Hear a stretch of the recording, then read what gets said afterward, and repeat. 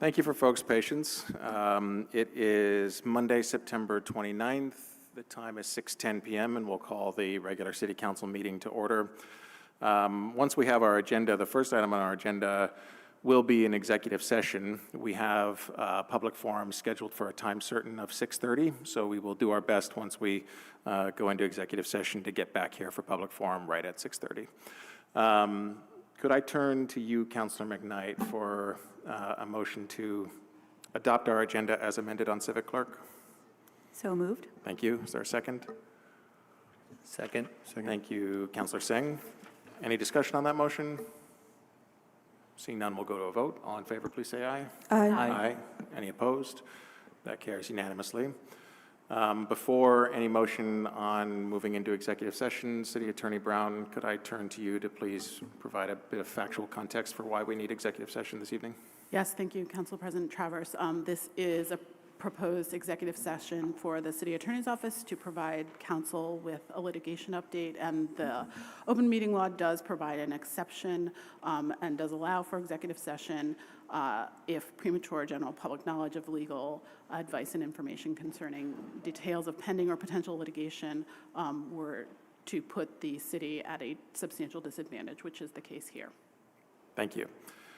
Councilor McKnight, could I turn to you for the first of two motions on this item? I move that the council find that premature general public knowledge of legal advice and information concerning the details of pending and or potential litigation to which the city is a party or has a stated interest would clearly place the city at a substantial disadvantage. Thank you. Is there a second to that? Second. Thank you, Councillor Schachter. Any discussion on that motion? We'll go to a vote then. All in favor, please say aye. Aye. Aye. Any opposed? That's unanimous. Councillor McKnight, could I turn to you for the second motion, please? Yes. Based upon that finding, I move that the council go into executive session to receive confidential attorney-client communications 1 VSA 313A1F in pending and or potential civil litigation matters 1 VSA 313A1E, including representatives from the mayor's office and the city attorney's office. Thank you. Is there a second to that motion? Second. Thank you, Councillor Schachter. Any discussion on that motion? We will go to a vote then. All in favor, please say aye. Aye. Aye. Any opposed? That carries unanimously. So the council is now in executive session. Again, as mentioned, I know we have a number of folks that are here, likely for public forum. That is scheduled for a time certain of 6:30, so we will plan on returning here for that public forum as close as possible to 6:30 as we can. Thank you very much.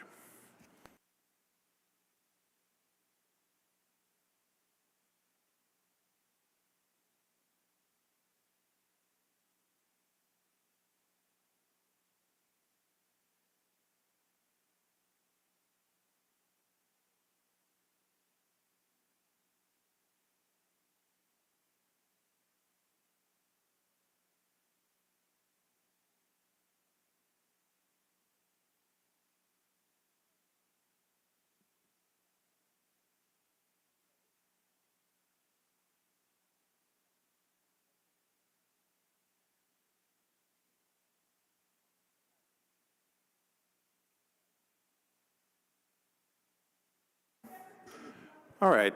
Are we good on Town Meeting TV? Great. So thank you for folks' patience. The council's now back in regular session. We, as mentioned before, had scheduled public forum to begin at a time certain of 6:30 p.m. It's now 6:35 p.m., and we will go ahead and open public forum at that time.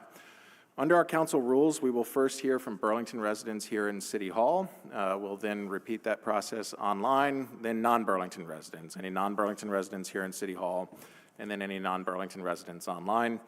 As a reminder, in order to participate in public forum online, you need to have signed up at least an hour in advance on the city's website. Each speaker, whether here in person or online, will be provided 2 minutes. If you're here in person, please come to the table. Please make sure that your microphone is turned on. It's the green light on the microphone itself. For those online, I will let you know once you've been unmuted. When providing comments, please direct them to me as the chair and not to any other individual. It's important that City Hall remain a safe place for those who serve, those in attendance, and those watching our meetings. The council respects and values the diversity of opinions and perspectives on public issues. We ask, however, that all comments be free from individualized attacks, hate, harassment, obscenities, or other derogatory language about other people or groups based on any protected characteristic. We also ask that public comments avoid conduct which is unreasonably loud, disruptive, or discourteous. If I interrupt a speaker at any point, it will be because I'm providing the speaker an opportunity to continue in accordance with these rules. If public comment continues in violation of these rules, I reserve the right to end public comment at that point in time. So with that, as mentioned, we will begin here in City Hall with Burlington residents in person. The first speaker that we have is Lee Toomey, who will be followed by Brett Yates.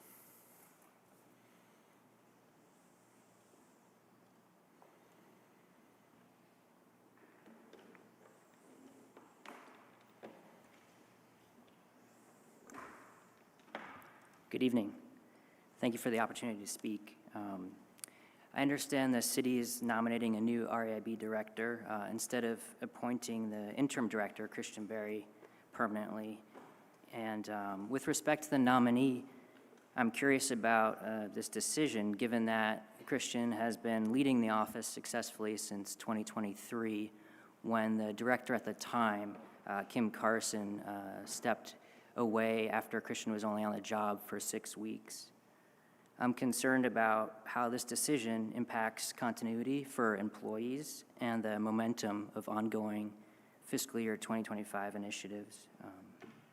Specifically, while the interim director's role in providing stability has been acknowledged, it seems her contributions to key initiatives have not received the same recognition.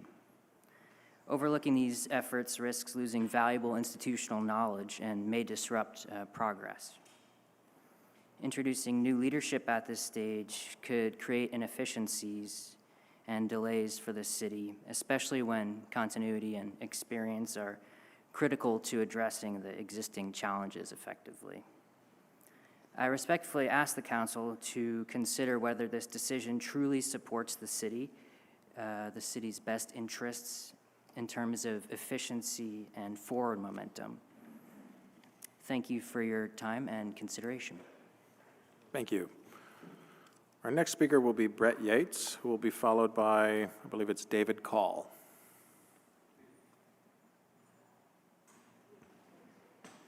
Hello.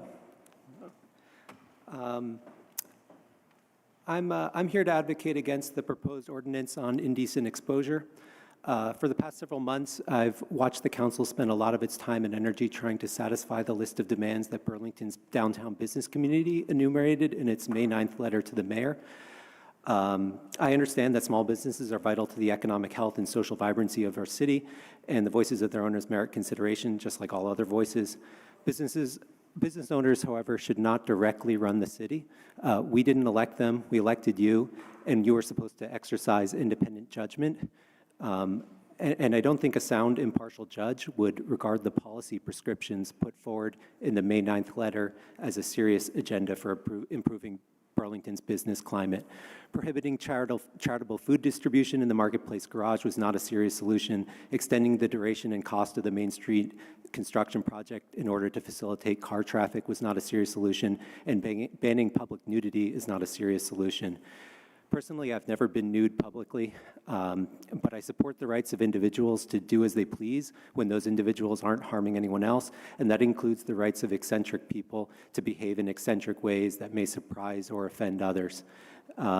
Burlington has a very positive reputation for this kind of tolerance. I have lots of friends in other places who visited our city in large part because of its standing as a mecca for liberal attitudes and outlooks. They imagine it as the home of Fish, Ben & Jerry's, and Bernie Sanders, and they always seem a little heartbroken when I tell them about the conservatism of the city's political leadership. The influence of that conservatism will, I think, harm the city both morally and commercially. Business owners may find themselves in a reactionary mood, but that doesn't mean reactionary policies will actually be good for business. When they say jump, you aren't supposed to say how high. That kind of uncritical deference doesn't inspire confidence in our elected officials. Thank you. Thank you.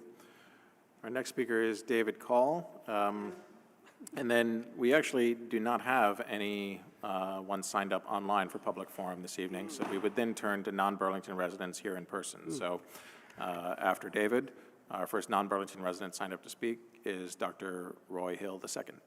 I'm David Call, community activist, and I'm feeling that my city needs to step up a little bit more than they have. Public nudity isn't a good image for our town.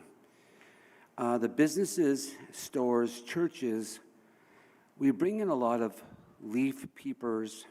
We have the lake, and we have other commodities. Freedom of speech is a strange thing sometimes. It becomes a gray area in the politics and policies. I'm feeling like I'm seeing my park that we built for $3 million. The town is becoming a little bit chaotic and criminal-based. I work and volunteer, and I see drug dealers doing things straight in front of me. We have to stop this madness, and I agree that we need to make a sound policy with public nudity. My only issue is when you tax people who have no money, you're not going to get nothing out of the deal. There's got to be alternatives. Justice is a strange thing. My only goal as a community activist is to make sure that we do everything correctly. As a person who's very supportive of the pods,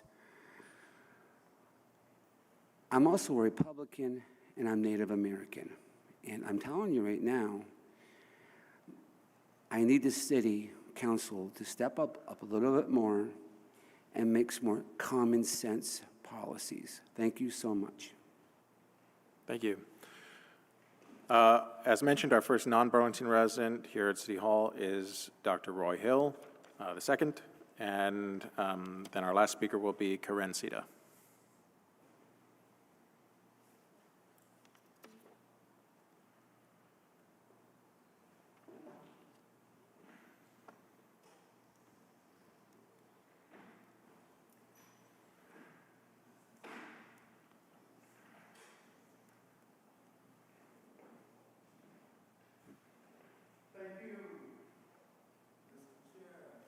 I think the microphone might be off. Is the green light on the microphone itself on? There we go. Testing. Yes, thank you. Thank you, Mr. Chair. The name is Roy V.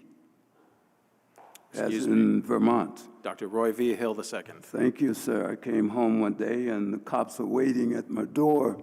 They were looking for Roy Hill. And ever since, I've pushed the importance of Roy V. Hill II. Thank you for this opportunity. I stand to speak to number 6.1. It reads here, Director of the Office of Racial Equity, Inclusion, and Belonging.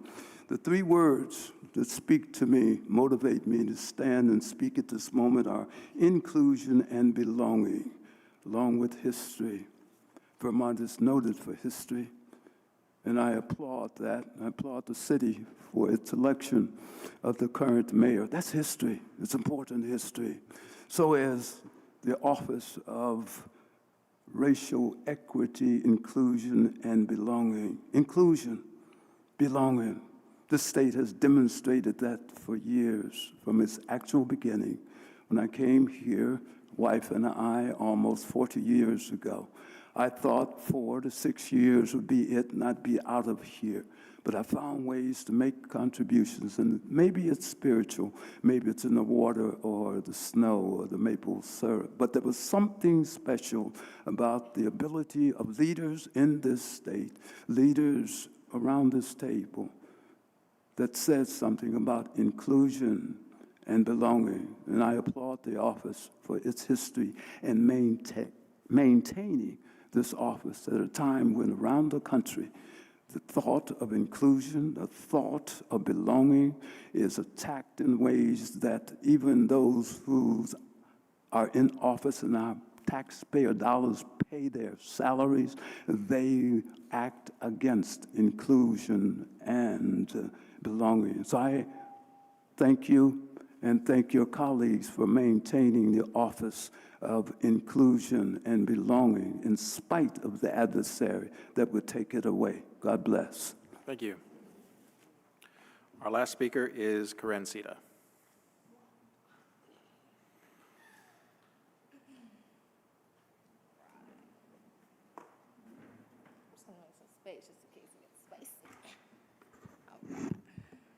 To you and I, Mr. President. Woo. I'm here for my free speech because you interrupt. Oh, hold on, Nicki Minaj is on my. Shout out to my Barbies, by the way. I'm here for my free speech because you always defend her as if you don't have a wife with 3 children at home. So, free speech. Let's get messy. All right, you know, respect, but I'm here because once again, the Lord has proved that no judge in this world can tell me that pretty discrimination, everybody knows pretty privilege exists, but I'm talking about pretty discrimination does not exist, especially in the workplace, and especially the pretty girls who it affects their workplace. Millie and Christian Barry were not even friends like that, okay? But she's part of the pretty girl club. No shade to the new woman, but there's levels to this. Free speech gets messy, but it is what it is. Law.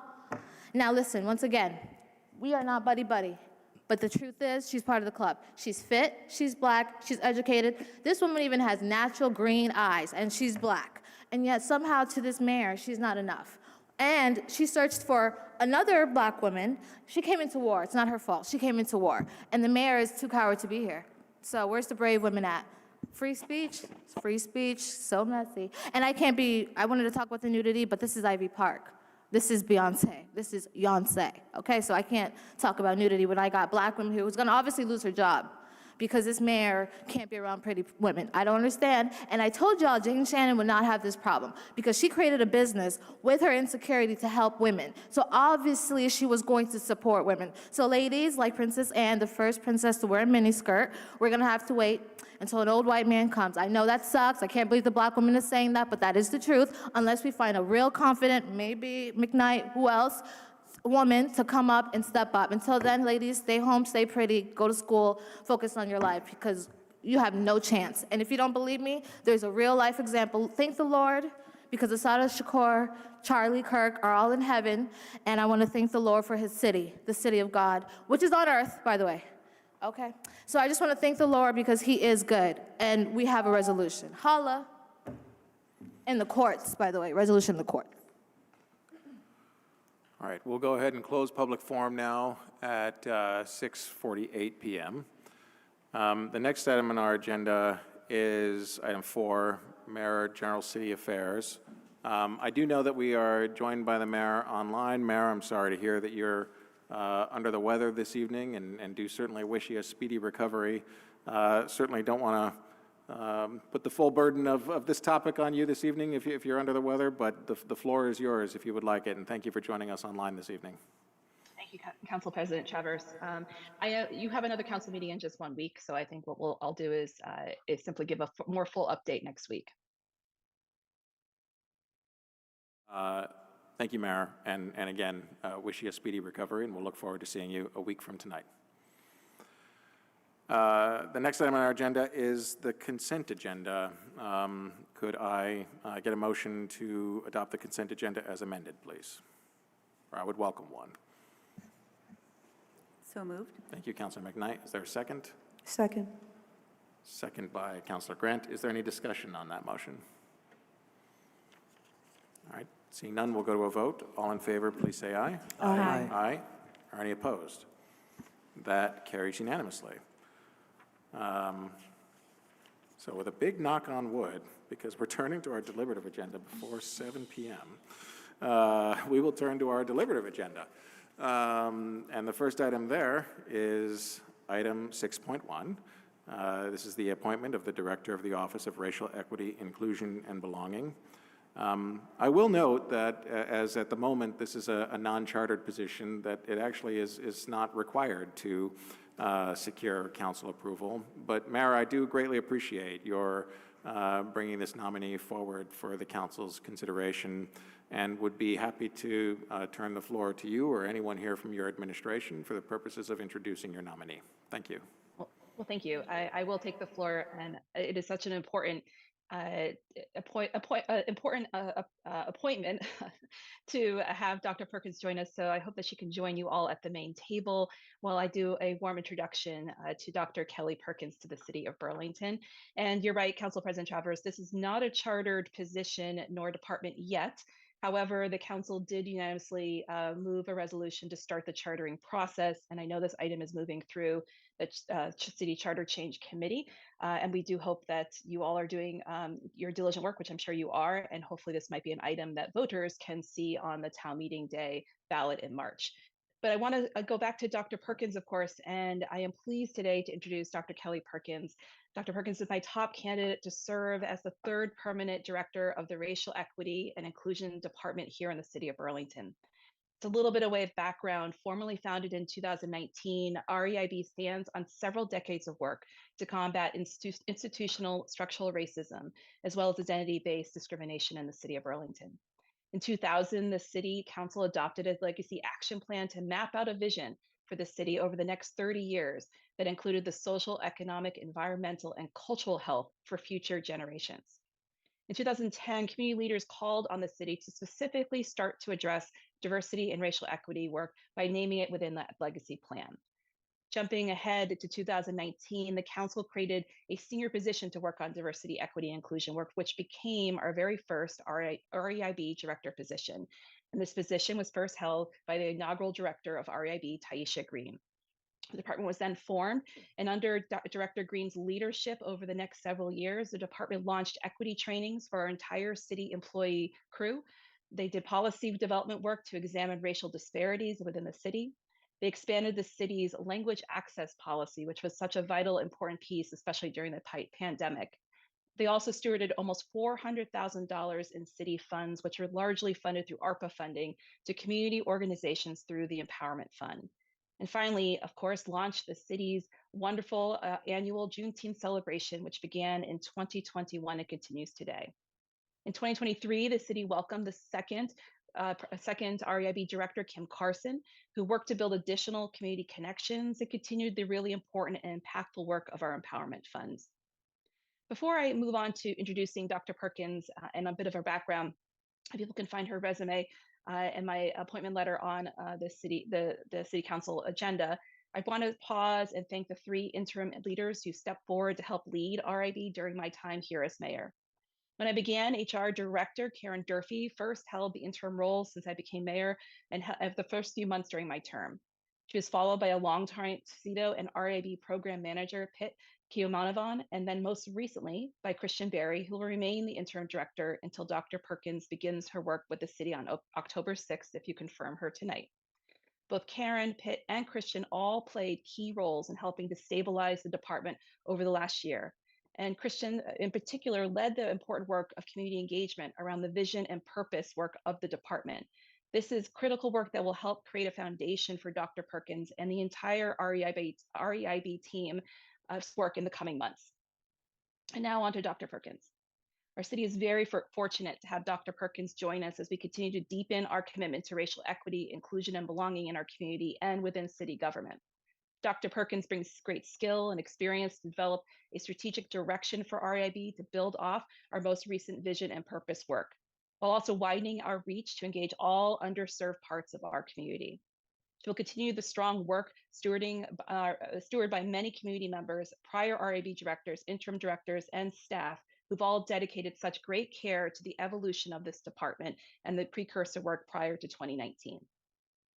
Dr. Kelly Perkins has 20 years of professional experience, most recently serving as the Human Resources and Justice, Equity, Diversity, and Inclusion, or JEDI Director for Vital Communities, an Upper Valley nonprofit focused on community and economic development.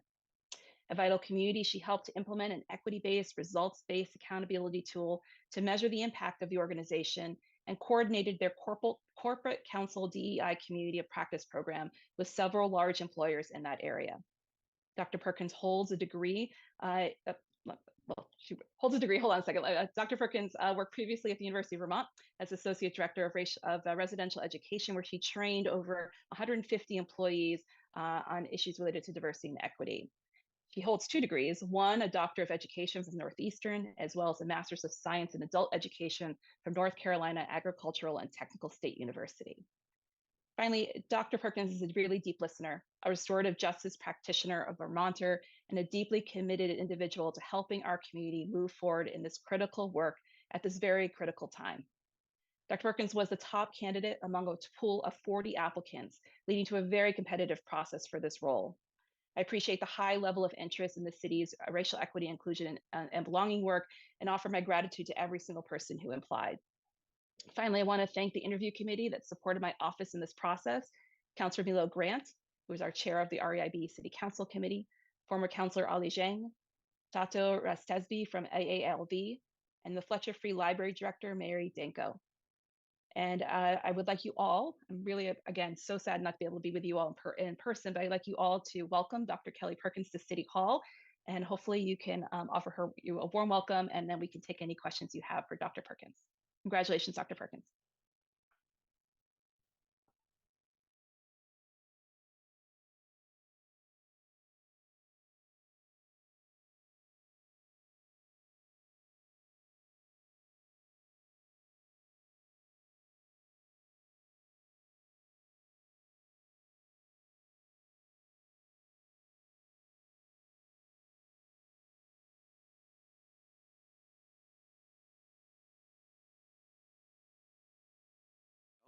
Certainly welcome to hear from you. At that point in time, we would then turn to the council for a motion on your appointment and any questions or feedback, comments that folks here have at the table. Do you have any words that you'd like to say, Dr. Perkins? Sure. I did not come prepared to speak, but I'm pretty good off of the dome. Thank you so much, city councilors, for having me today. It is my immense pleasure to sit before you all. If nothing else, I've had a few people walk up to me recently in the past few days since the public announcement and say, wow, I was surprised to not know who you are because, you know, our racial diversity is so, still so small here that, you know, folks know everyone. And what I can promise you is while some of you in the room, this may be your first encounter with me, I know that you will not forget me. I come to restore, and I think that is my biggest piece. This is my second stint in Vermont. I've lived here previously. I did not leave Vermont because I disliked it. I had some professional opportunities come to me, but I've returned, and I've gotten married, and I have a family here.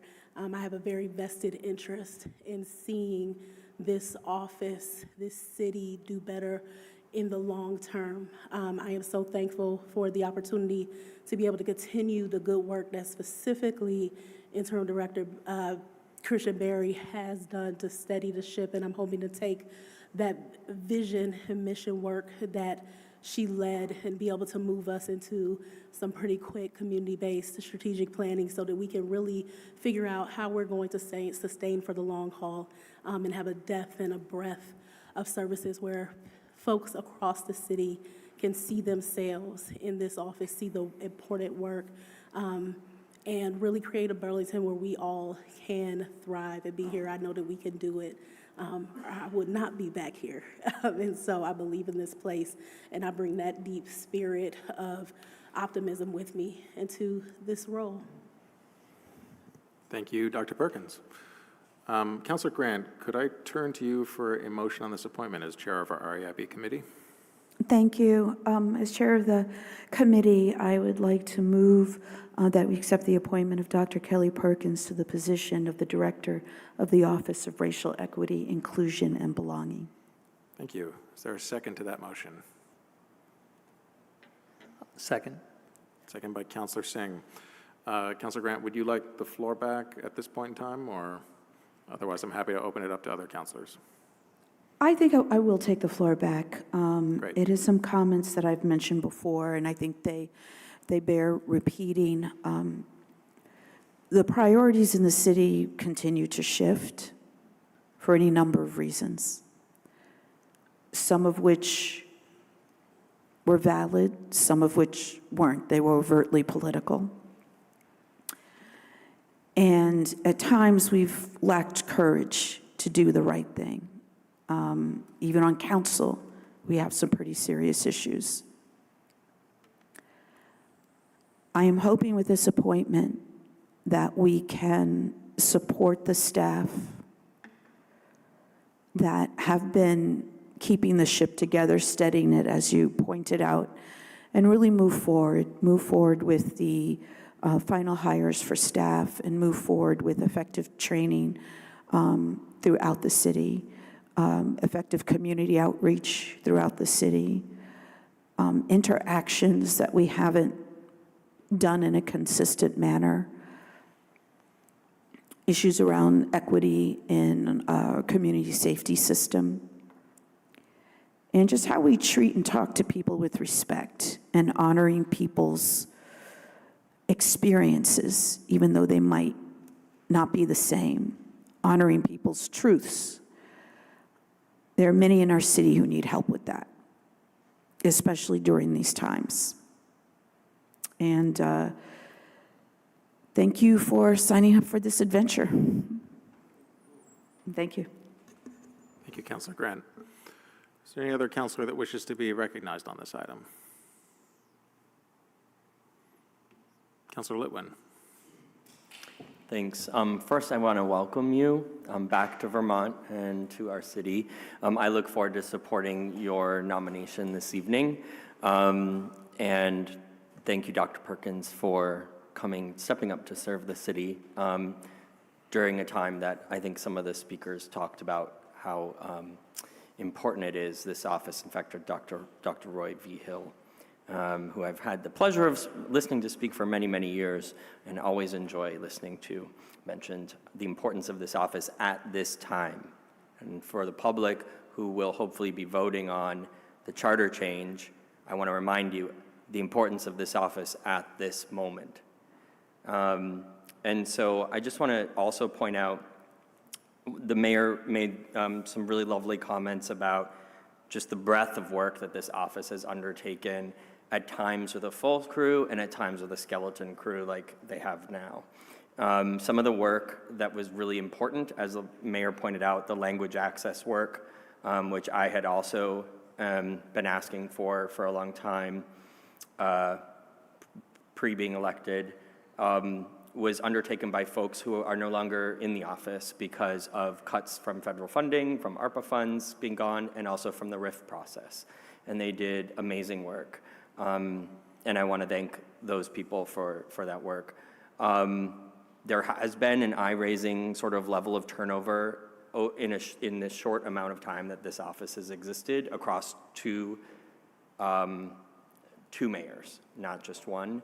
And so I hope that we can create a culture where folks feel like they are valued, that they want to work and they want to stay, and they feel that their voices are heard. And I think you sound like the right person to do that.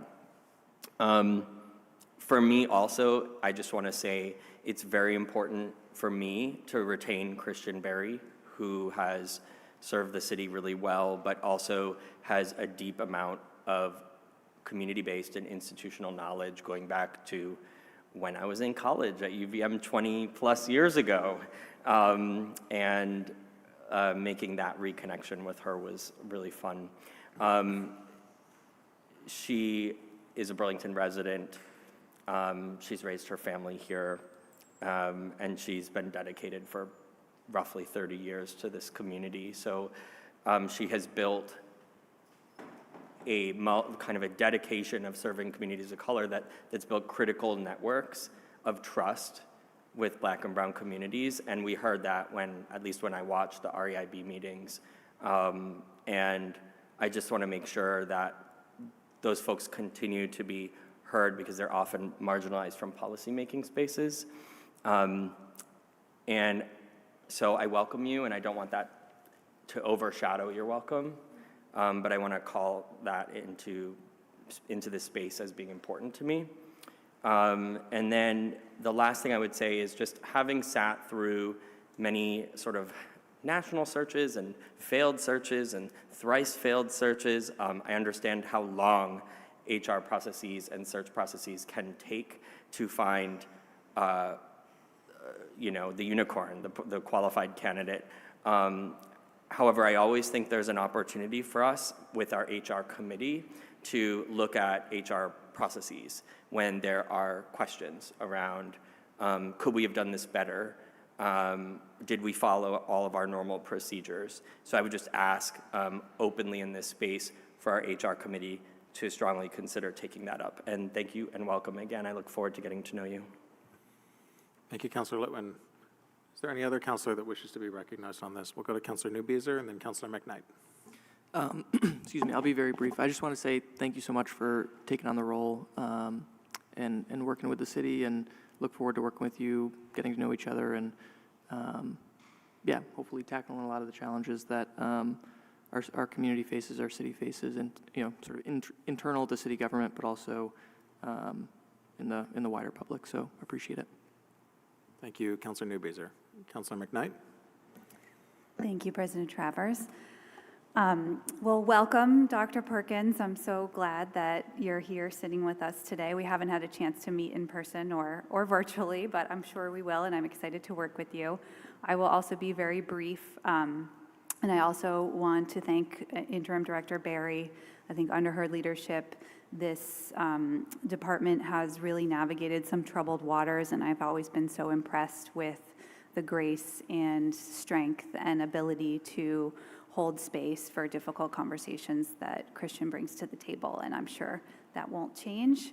And but looking forward, I think what I want to say tonight is that I think many of us can see when we look nationwide at the landscape that we're all facing politically, and with the lack of leadership from the administration in Washington, there needs to be a fight against this assault on DEI that we're seeing nationwide. And this is true at home too. We need to stand up and make our values known. And, as I've observed in committee work and just as a citizen at large, it's really clear to me that when the REIB is not on solid ground, it's not just bad for Black and brown people, it's bad for all of us in Burlington, it's bad for the whole city. We all need this office to build the brighter future that we so fiercely believe is possible, and I'm really excited to work with you to do that. So thank you for stepping into this difficult role with the readiness to bring what is needed, and here we go. Thank you. Thank you. Are there any other councilors with questions or feedback? Councilor Singh. I wasn't planning on saying anything, but I wanted to just reaffirm everything that's been said here tonight. I think my colleagues have put this very eloquently about how important this office is, and I really want to welcome you to this city because this is really important work. And to the people out there, I want them to know, there's a lot of high quality, qualified, passionate people like Dr. Perkins, like Christian Berry, who are working hard for the people of this city, for all of us. And a lot of times they're in the shadows and they're not, the high flyers that we know about in this city. But this work that goes on for the kids in our city, for a lot of the youth, for the adults, the new Americans, all the people we call our neighbors, our friends at school, this work is really important. So wholeheartedly, I wish you a lot of success, and anything we can do to help, let us know. Thank you, Councilor Singh. Is there any other councilor that wishes to be recognized on this item? All right, well, before we go to a vote, Dr. Perkins, I too want to echo a lot of the thanks from the mayor and other councilors here for the folks that have really built this office since it was founded by former Mayor Weinberger, its first director, Taisha Green, Kim Carson, interim directors in Karen Durfee, Pit Kiomenivan, and most recently, Christian Berry. Thank you for your leadership. I want to note that we're also joined by other staff members from the REIB this evening, Katie Green and Vicky Luciano, among a number of others over the years who have really made this office what it is. And with your ongoing leadership here, Dr. Perkins, I think I can speak on behalf of the whole council when I say that we look forward to continuing to work with you and your amazing staff as we move forward here. With that, I think we can go to a vote. All in favor of this appointment, please say aye. Aye. Are any opposed? That carries unanimously. Congratulations, Dr. Perkins.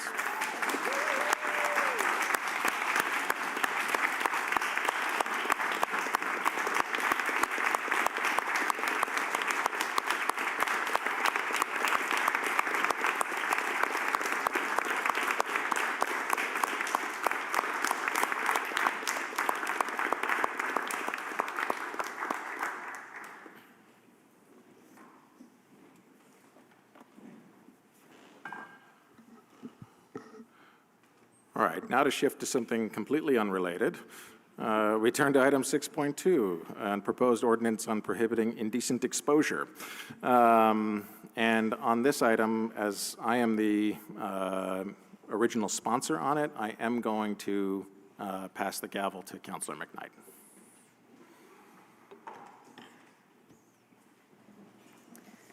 Thank you, Councilor Travers. Could I ask for a motion on item 6.2?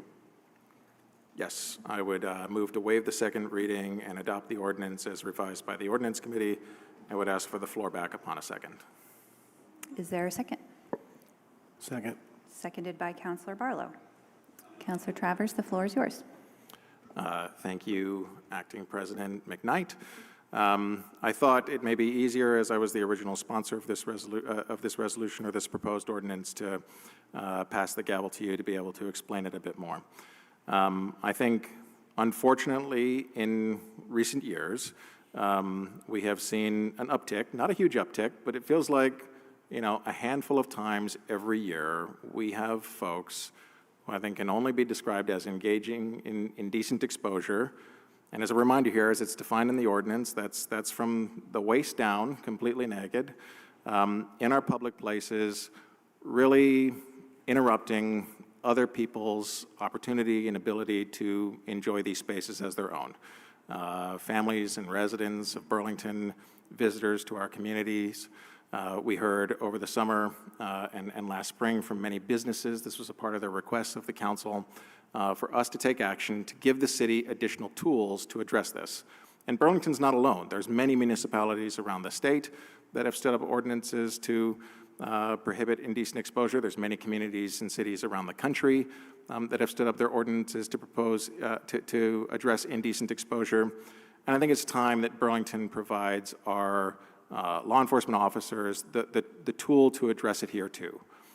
I want to clarify what this is not about. We've heard some feedback from folks around some of the stuff that I agree is sort of quirky and sort of keeps Vermont and keeps Burlington weird, right? This is not about the naked bike ride, the sort of timeless tradition there at the University of Vermont. It's not about those kinds of events, and I'm glad that the Ordinance Committee, Councilor Barlow, Councilor Bergman, Councilor Carpenter, and Kane took the opportunity here to put some exceptions into this. For example, parades and street events and permitted events along those lines. So I appreciate efforts to exempt that. But what this nonetheless remains about are those folks that are, through the act of indecent exposure, monopolizing our public spaces and not allowing other people to enjoy it. This is about the individual who was walking around naked this past summer, only to end up at an elementary school playground. Now, once they made it to the playground, we do have rules and regulations on the books that allow for us to stop them at that point in time, right? They're naked in front of kids. But we did not have the tools to stop this individual before they got to the playground. And that's really what this ordinance is about. It stands up that opportunity. It's for the handful of occasions this happens. I don't anticipate this is something we'll hopefully be enforcing on a day-to-day basis, but I do think it's important for us to provide folks those tools.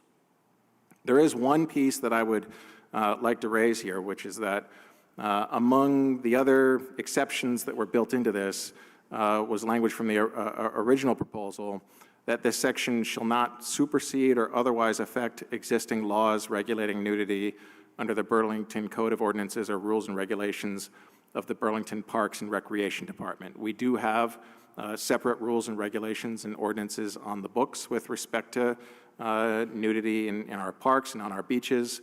While I greatly appreciate the work that the Ordinance Committee put into this, I do think that there's potentially a conflict here in that the definition of a public place in this ordinance also includes parks and beaches. And so I think in the interest of providing clarity here, which is, as we said before, right, in our parks and in our beaches, public nudity is going to be addressed by the rules and regulations of the Parks Department. I would suggest that we amend this ordinance on indecent exposure to remove parks and beaches from line 30, which is in the definition of a public place. And I would consider, I would move that, put that forward as a motion, Councilor McKnight. Okay, so there's a motion on the floor to amend. It's being made by the maker of the first motion, so I think I need to check if the seconder is friendly. Is this friendly? Yes, it is friendly. Thank you. Okay. Thank you. So I will send that to the clerk or to the city attorney's office, that proposed amendment. To be clear, that doesn't mean that nudity would be permitted in our parks and beaches. Those other rules and regulations that are on the books already do prohibit nudity in the parks and beaches, but in the interest of providing that clarity and not having a conflict in our rules, I appreciate, Councilor Barlow, your being friendly to that amendment. I hope the council will support this. I think it's an important tool in those handful of occasions that we need it. Thank you. Thank you, Councilor Travers. Any other discussion on this item? Councilor Grant. Last point of information, how is the naked bike ride protected? All right, we have a point of information. Councilor Travers, I would be happy to pass it to you to answer that if that is friendly to you. Well, I also know that this is an issue that was brought up by the Ordinance Committee. Perhaps, Councilor Barlow, are you able to speak to that item? Or Councilor Carpenter? Councilor Carpenter, go ahead. Basically, we would require a permit, and permits look at things like safety, how much distance, like if you're going to have a parade, and I am assuming that the naked bike ride is in that fashion, they'd have to go and present their case for all the safety measures. So as I understand it, it doesn't prohibit them from saying we want to have a parade where we will be naked, basically. And they'd have to meet all the current requirements for a parade permit, which really look at safety and do you need like sheriffs or security to monitor it. So I don't know the parade process, but we were assured that there's a process and they could present it, and they wouldn't be denied on the fact that they're naked. They'd have to set out how they're going to make this a publicly safe event.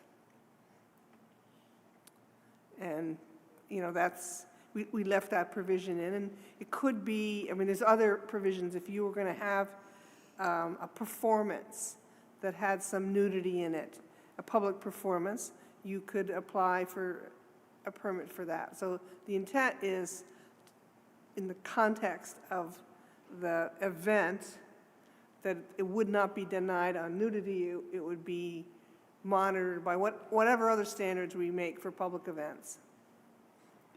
Councilor Grant, did you want the floor And back? I just want to say, we spent quite a bit of time on it. Councilor Bergman felt strongly we need to protect First Amendment rights.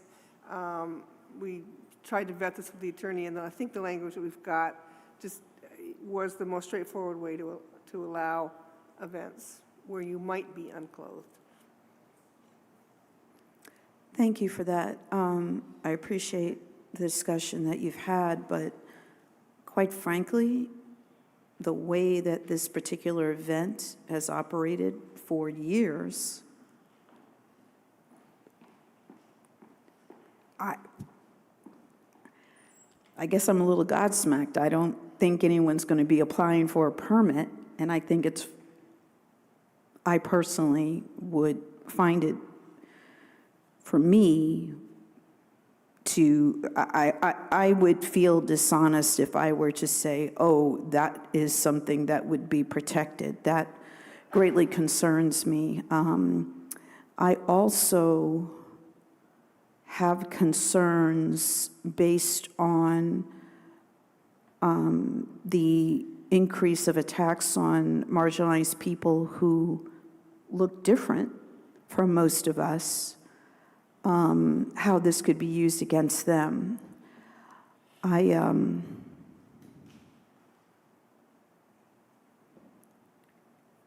Given the very small number of incidents, I'm not sure I can support this.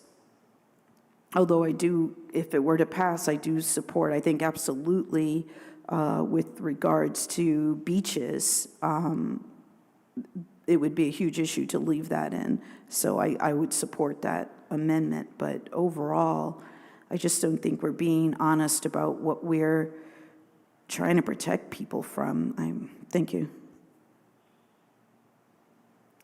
Councilor Litwin? Thanks. And I appreciate the amendment. That will make me more comfortable voting for it, because I felt the original definition of public place was so broad that it basically covered the entire city except for private property. I take Councilor Grant's point, and I had a similar question around the permitting process, as having worked for a nonprofit that's had to apply for permits in the city. We've also had to provide certificates of insurance. And so I guess my question to perhaps, again, a member of the committee might be able to answer is, would the permitting process require something like the naked bike ride to have a certificate of insurance, along with potentially all these safety measures, and how would those safety measures be determined? To Councilor Grant's point, this event has been operating largely with minimal to no problems for many decades, including when I was a student a quarter century ago. So I guess that's my question back to the committee. Would they need insurance? Thank you, Councilor Litwin. I did not hear a point of information, but perhaps there is another councilor in the queue who would consider using their time to do that. Thank you. I'll go to Councilor Barlow. Thank you. I hate to put her on the spot, but we do have Attorney Sturdivant here, who gives us our sagely advice in the ordinance committee, and perhaps she might be able to address some of the concerns.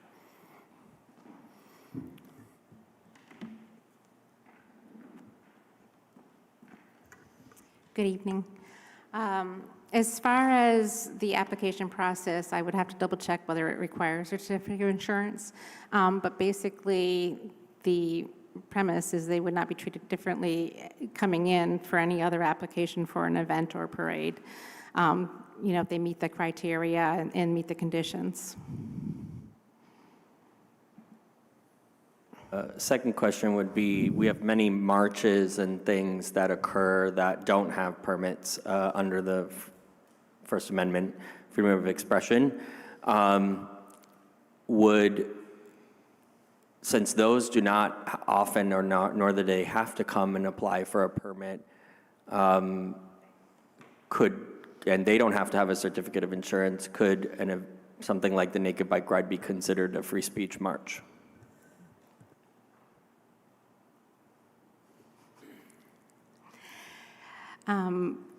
We would have to look at that a little closer, but I think most of the events and the activities that are for the exemption would fall into your typical event and need to go through the process. Okay, and one last question. What about the performance pieces? We heard about from Councilor Carpenter needing a permit potentially for nudity in a performance, which also raised my hackles a little bit.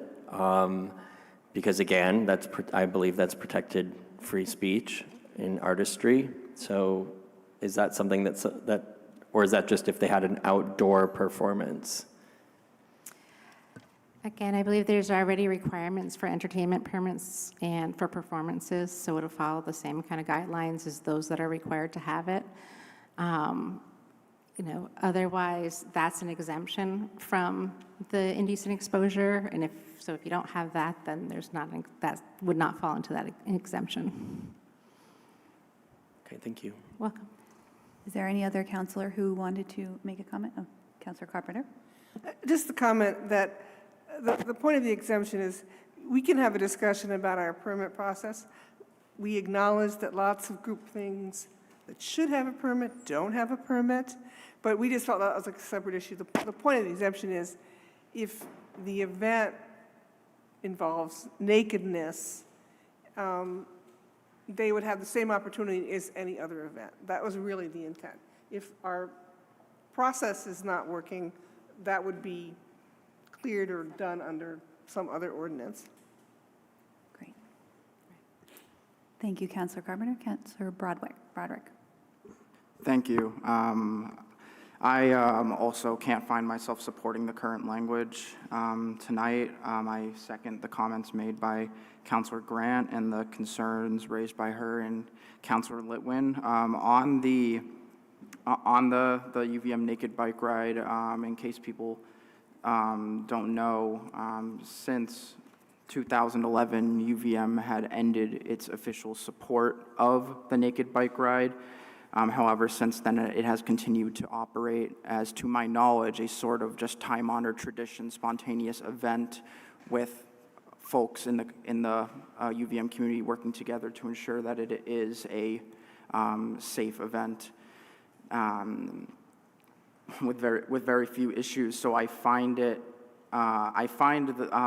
even with this exception, the passing of this ordinance would de facto end the event, at least for a good amount of time, for either UVM to begin recognizing it again and helping the student body put this event on, because I don't see, I don't believe that a club that is recognized by the University of Vermont could put this event on if the event is unsanctioned. So I find great issue with that because, as I said, it is a great event that is put on for the UVM community, and I believe that it should be protected, as I believe that that public nudity should be protected, at least in the current form that we have here in Vermont, for the reasons that have been said by a member of the public, the right to be eccentric. I believe that our state statute and our local ordinances properly address the issues that people have, where someone who is acting as a disruption or someone committing some other kind of ordinance violation while being nude, it can be addressed that way. And of course, our state law does ban someone, or it is illegal to do lewd and lascivious conduct while being nude. So I believe that this does cover the concerns that are raised, and as people around this table have said, with very few instances and events, I believe that this is a bit much, so I won't be supporting this. Thank you. Thank you, Counselor Broderick. Any other counselors in the queue? Or we will go to a vote. Counselor Newbeezer.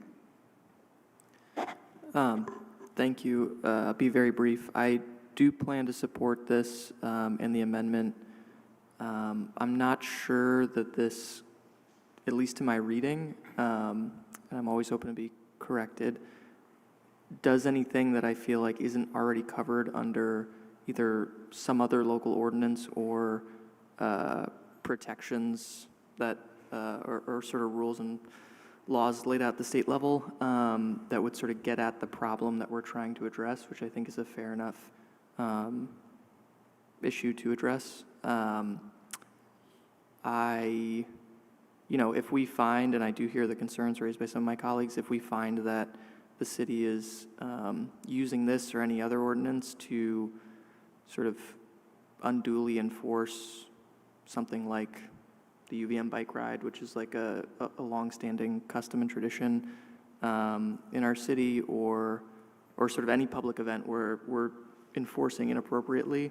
I'll be the first to advocate that we revisit it, but I'm not personally concerned that we're going to see that given the language laid out. So I will be voting for it and appreciate the ordinance committee bringing it to us. Thanks.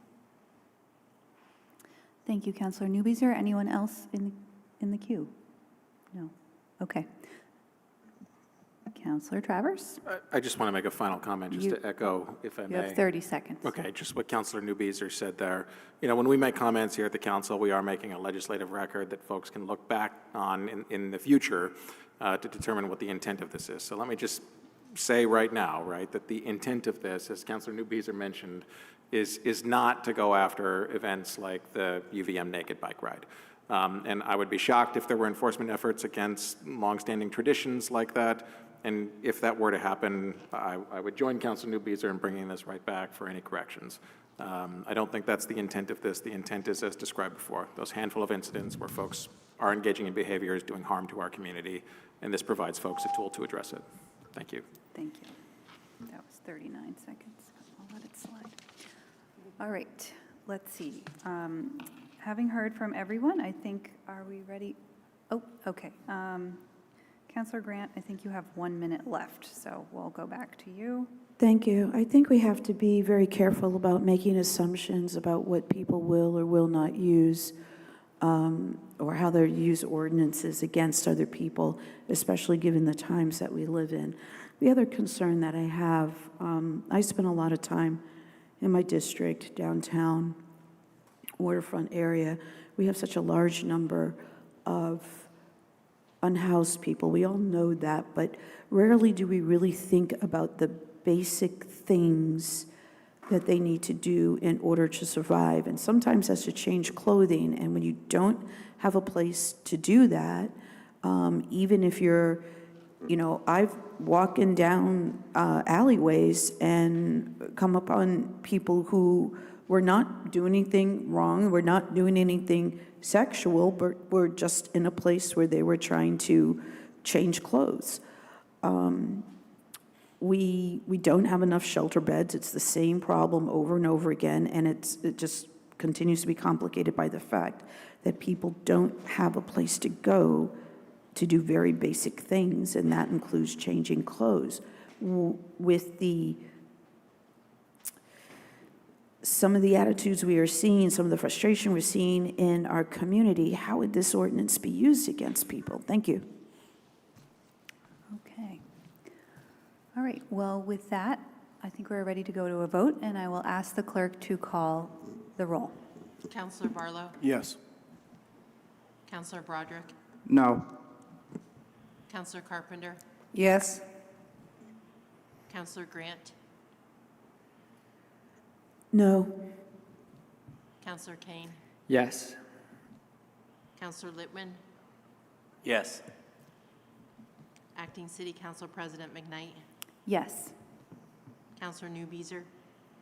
Yes. Councilor Schachter? Yes. Councilor Singh? Yes. Councilor Travers? Yes. 9 ayes, 2 nays, 1 absent. Thank you very much. With 9 ayes and 2 nays and 1 absent, this passes. Thank you very much, and I will pass the gavel back to Council President Travers. Thank you, Councilor McKnight. The next item on our agenda is item 6.3. It was postponed from our last meeting, an ordinance raising the mandatory retirement age for Class A employees. Just so councilors here are aware, I know that we are joined by a number of members of the fire department here this evening. I know that some of them have some interest in item 6.3. In the interest of time, after this item, absent objection, I'm going to consider our rules suspended such that we can turn immediately to item 6.7, which is to ratify the tentative agreement with the Burlington Firefighters Association. But the first item in order here is item 6.3, an ordinance raising the mandatory retirement age for Class A employees. Councilor Barlow, could I turn to you to introduce this item as its main sponsor? Certainly. So this ordinance change was actually brought to me in an email by a firefighter back in the beginning of August, and he had explained to me that we have in our ordinances a mandatory retirement age of 60 for firefighters, and he had expressed how it was going to affect not only him but other senior firefighters. And so that started this process of exploring could we change it and move it up. And so the result of that is this ordinance change that's before you tonight. I didn't know if it would be in order. I'd like to invite Chief Curtin maybe and if Bill Lyons is here to maybe speak to it briefly, and then I'd be happy to make a motion on it.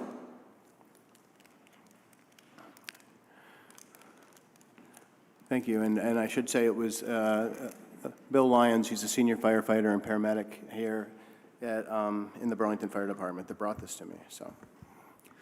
Good evening. Thank you, Mark, for that introduction, and thank all of you for your time and your expediency on this subject. Like Mark said, I did bring it to his attention after it came to my attention recently that there was this archaic ordinance in place that was mandatory retirement at 60.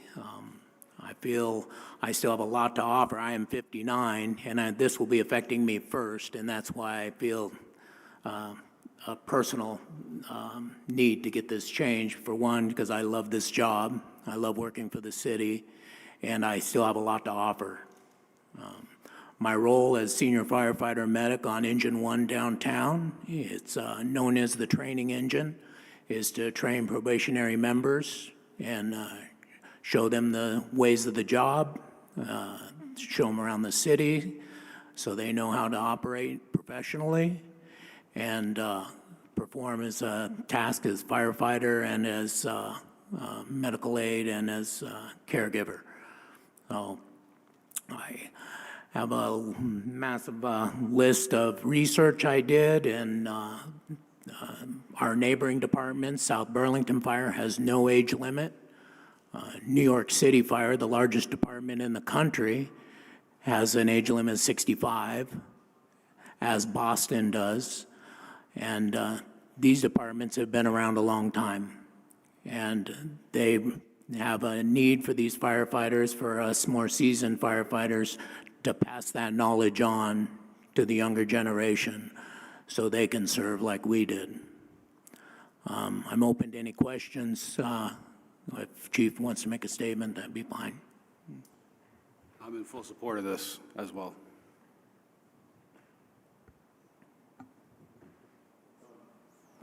I guess before I relinquish my time, I will, I'll just say that I appreciated that my fellow counselors on the Public Safety Committee, Councilor Grant and Councilor Singh, also sponsored this. And with that, I would make a motion before we turn to others to ask questions to waive the first reading and refer this ordinance change to the Ordinance Committee. And I'm done now. All right. Thank you, Councilor Barlow. Councilor McKnight? I'll be very brief, but I just wanted to say that I think I can speak for all of us when I say we think you still have a lot to offer too. And we're appreciative that anyone who has been in this role for this long would give us the honor of having your expertise and institutional knowledge and like you said, passing it on to the next generation. That's so valuable. It's so needed here in Burlington, and so I'm happy to support moving this forward. Thank you. Thank you. Thank you, Councilor McKnight. I did not get a second on Councilor Barlow's motion. Is there a second to Councilor Barlow's motion? Second. Second by Councilor Grant. Thank you. Is there any other councilor that wishes to be recognized on this item? We'll go Councilor Newbeezer, Carpenter, and then Grant. Thank you. I'll be pretty brief, and I think I know the answer, but I just want to confirm. one, thank you for working on this and for your service to the city. I'm assuming it sounds like the union would be supportive of this change as well. Yeah. Yes. Okay. Yeah, that's my one thing I wanted to confirm, and I assumed the answer is yes, so I will be supporting this and appreciate you bringing it to us. Thanks. Thank you, Councilor. Thank you. Councilor Carpenter? Thanks. If we all remember, this spring we adopted a strategic plan from our Aging Council. Very complex, but part of it is encouraging our older current employees and citizens to continue to work. We need that in the workforce. And as somebody who's spent a chunk of her professional life supporting that, we should not be having mandatory retirement. The department has criteria for certain jobs, I'm sure. That all gets tested out, and I think we should welcome older, seasoned staff to remain with our department. And I don't, I would like the ordinance committee to look at lifting the retirement age in entirety, and then it's up to the department to figure out what staff are qualified for what jobs. And there's such institutional knowledge, and we want that to remain. And I also hope the department looks at kind of introducing more flexibility. I know you have the union contract. Sometimes I see a rub where somebody gets to be 66, 67, and they might like to work part-time. And there's sometimes bumps. So as you negotiate your contracts or your staffing, I hope, and this is really outside what we're going to consider, but encouraging our seasoned staff to stay with us, and including in the future maybe more job sharing and job splitting. So thanks, and thanks for all you do. Thank you, Councilwoman. Councilor Grant? Thank you. Thank you for speaking up. When Councilor Barlow brought this to our attention, the Public Safety Committee, I was pretty astonished. It's outdated. When we look at any number of things in the Northeast and Vermont, we're aging. Also, how we age is changing, right? 60 is the new 40. I'm 61. And we have to think differently about how our population is shrinking, how we're aging, and how we do still have a lot to give. How, if we can meet the physical standards, that's important. Why would we block someone from continuing to serve and also educate new members? So I thank you very much for that. Thank you, Councilor. Thank you, Councilor Grant. Is there any other councilor that wishes to be recognized on this motion? All right, so again, the motion is to waive the reading and to refer to the ordinance committee, so hopefully it will be back for final action sooner than later. But we will go to a vote on that item. All in favor, please say aye. Aye. Aye. Are any opposed? So that carries unanimously. So onwards to the ordinance committee. And thank you very much for being here, sir. Thank you very much. As mentioned, absent objection, I will consider our rules suspended and turn immediately to item 6.7, which is a resolution ratification of tentative agreement and authorization to execute collective bargaining agreement between the City of Burlington and the Burlington Firefighters Association. This comes to us after a unanimous recommendation from the Board of Finance this evening. I appreciate being joined by Interim HR Director Lynn Reagan, as well as welcome back Chief Curtin. And Mayor, I see you are on camera here. Would you like to introduce this item, Mayor? Only very briefly, I'm hanging on here because this is such an important moment. I will give it over to Lynn and Chief Curtin in a moment, but I just want to really thank the BFFA and our good management team for really bargaining in good faith this cycle, much like our contract negotiations with BPOA, which is the Police Officers Union. This really showed how important labor relations are to be respectful and productive, and to really look at the city's keen interest in recruiting and retention of firefighters as well as police officers. But for this one, this was also about making sure that our firefighters are supported with professional competitive salaries, and that we can continue to support our first responders who are so critical to our community.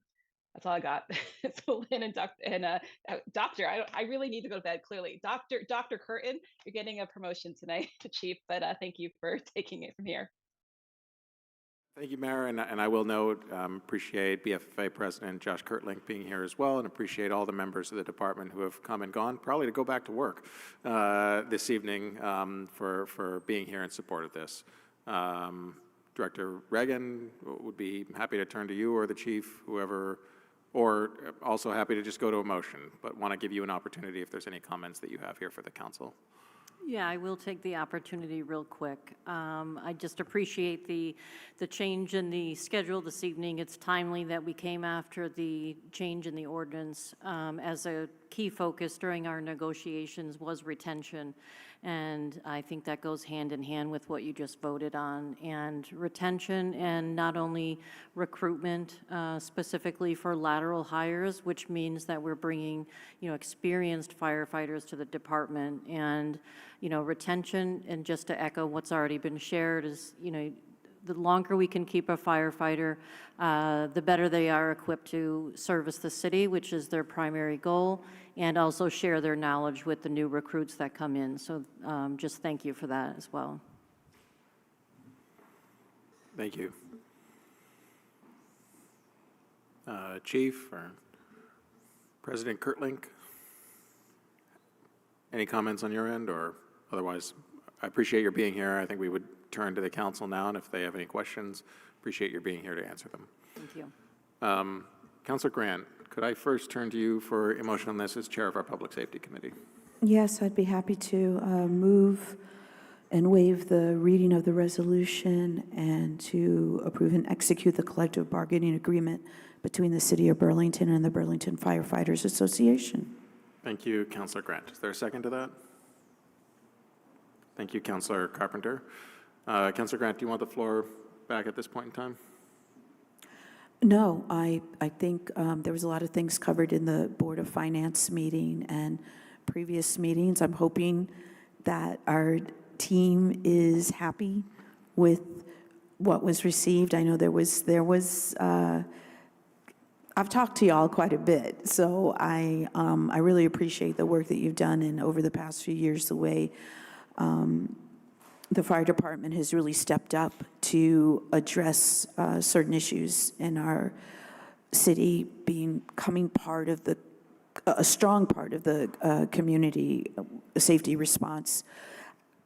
People still don't have a full understanding of all the things that you do. I feel like we need to change the word fire. It needs to be something else, but I continue to appreciate the information that we get from Chief Curtin around the variety of incidents that your team tackles and the expertise that is required, and greatly appreciated.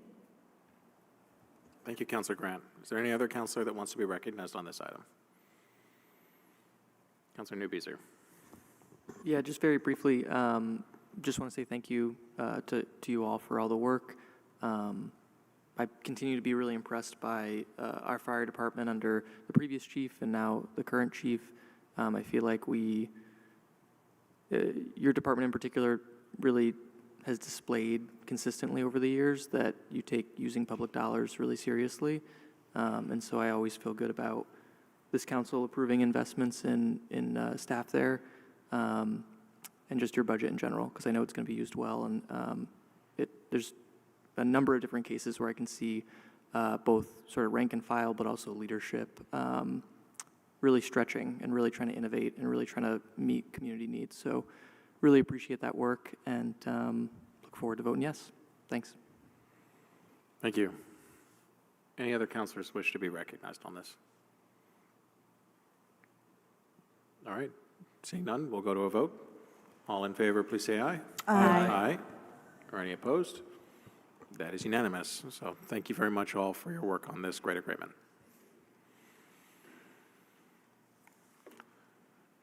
That takes us now to item 6.4, back on track here. This is a proposed ordinance on parking enforcement. The recommended action here is to waive and approve the first reading of the ordinance and to refer it to the ordinance committee. Director Spencer, I see you here. I know that this comes to us from the Traffic Commission, I believe. Happy for you to spend some time introducing it, but also know that we'll have some work here at the ordinance committee level. Exactly. Thank you very much, President Travers. All I have to say is Dr. Curtin owes me something for the rearrangement of the agenda there, for the record. We have with me tonight Assistant City Attorney Eric Ramakrishnan and Division Director Jackie Asperti. Really what we have in front of you this evening are some ordinance revisions that address three main areas: technical corrections, expediting, moving ahead with safety concerns in the public right-of-way, and accessibility concerns. Assistant City Attorney Ramakrishnan can go into a bit more detail there. I have witnessed firsthand as director important issues such as accommodating of accessible spaces in front of people's homes or adjusting school zones take time because the way our ordinance is set up, with having to align issues to go to a commission meeting that meets monthly and then have to adjust ordinance that has a publishing time, and us not being able to serve the public as promptly as the public deserves to be responded to on these important safety and accessibility issues. The proposed revisions are really narrow. This is not at least what we've proposed to you tonight are not sweeping changes. They do not significantly shift powers, but they do seek to address safety and accessibility concerns in short order. The DPW Commission did review this earlier this month. They approved or recommended approval of these ordinance revisions, except with one revision related to increased flexibility around who pays for the processing fees for parking sessions. And with that, I'll turn it over to Assistant City Attorney Ramakrishnan. Yes, thank you. I think Director Spencer gave a good overview of the ordinance, and I know this will spend some time before the Ordinance Commission, or Ordinance Committee rather. So I'm happy to give, if the council would like it, a more detailed overview of the ordinance and or answer questions. Some direction from the council president would be helpful on that. Sure, please go ahead. I mean, I appreciate your willingness to be here, Attorney Ramakrishnan. If you have some comments that you'd like to provide now, that's fine. Otherwise, if you want to wait to see if there's any questions from councilors, I'm fine with that too. Okay. I think that Director Spencer gave a good overview, so I'll just see if there are questions. And okay. Appreciate your work on this, Attorney Ramakrishnan. Director Spencer, should we turn to councilors then at this point? Yes. Sorry for stealing your thunder, Eric. Why don't we first go to Councilor Barlow? Could I ask you for a motion on the recommended action? Sure. I move to waive and approve the first reading of the ordinance and refer to the ordinance committee. And I'd like maybe the floor back since I have it. Great. After a second. Great. Is there a second? Second. Thank you, Councilor Singh. Councilor Barlow, floor is yours. So admittedly, I'm not totally up to speed on all of these. There's quite a few changes, and I understand they're maybe technical in nature. But there are a bunch of them, and one of the things that stuck out to me, two things stuck out to me. One is the interest in this topic from some of the communication that was attached to the memo. We even had, I think, a public commenter during Board of Finance today on this topic. So it seems like we need to look at these things closely, and the second thing, with that in mind, the second thing that I'm concerned about is the second reading, and at least in the schedule in the memo, is suggested to be on October 21st. And so it seems like an aggressive timeline to me. We don't have the chair of the ordinance committee here tonight to weigh in, but on his behalf, I'll say it seems a little aggressive on timeline to me. But I look forward to working on this in the ordinance committee. Thank you. If I may, Council President. Yes, please. Okay. A couple of things. One is this is going to come before Ordinance Committee at least for the first time this Friday. If it requires more meetings, then that may, then maybe this will turn out to be an aggressive timeline. But at first blush, it seems like it's one we might be able to meet. I'll say that the public comment I feel was largely resolved before the commission meeting. There was a lot of misunderstanding. In addition to, so there's, I'll just kind of give a little bit more of an overview. There's three main things in here. One is some enabling language that would let the commission, if it chooses to exercise its power to do so, it would let the commission amend Appendix C, which is the traffic rules, to allow staff to make certain changes on an interim basis, pending it coming before the commission. And these are things like major safety concerns, right turns on red, school zones, and also accessibility concerns. As Director Spencer indicated, people need and have a right under the ADA, accessible street spaces, and it can take a long time under our rules and processes to get them those. And that's concerning, given the need for those spaces, and then also the legal obligation to provide them. So those provisions are trying to create a little bit more nimbleness on things where there's standard engineering guidelines that kind of tell us what we should be doing pretty specifically anyways. That's one part of the package. A big part of the package is just updating the language. This ordinance is old. It's not consistent with current practice. And there's a lot of language in there to try to update things to just reflect current practice. And there was a lot of misunderstanding around what we were trying to do with respect to that. And I think that's been resolved now. In particular, the language in the ordinance as it currently exists assumes that we have parking meters for every metered space within the city, and that's just not the case anymore. Meters aren't necessarily favored for a number of reasons, one of which is accessibility for narrower sidewalks. And so that needed to be adjusted because, for example, when people encumber streets, the ordinance speaks to needing to have parking meter hoods. Well, if you don't have a meter, then there's not going to be a parking meter hood. So we're trying to update that. And then a third piece of this is, major theme here is towing rules. Right now, our ordinance requires our parking services folks to tow in a lot of situations where most cities wouldn't, that are probably unnecessary. And so we're trying to make ourselves kind of more consistent with the rules you would expect in other places, so that we can focus on those situations where we really do need to move vehicles and be more efficient about our enforcement. And then also around towing, one thing that's in there that we can bring before the ordinance committee and talk more about is right now there's a dollar limit that if you accrue a certain number, if you accrue tickets up to that dollar limit, your vehicle can be towed. And to get it back, you just have to pay yourself back down to that dollar limit. And we see people just pay themselves down to that dollar limit and then almost immediately get a parking ticket all the time. And so they're subject to being towed and towed and towed and retowed. And so we're trying to fix that too. So we're looking at fixing the towing rules. We're looking at a lot of modernization and bringing language up to current, the way things currently work. Another example of that is the ordinance says the police department enforces parking. That's no longer the case.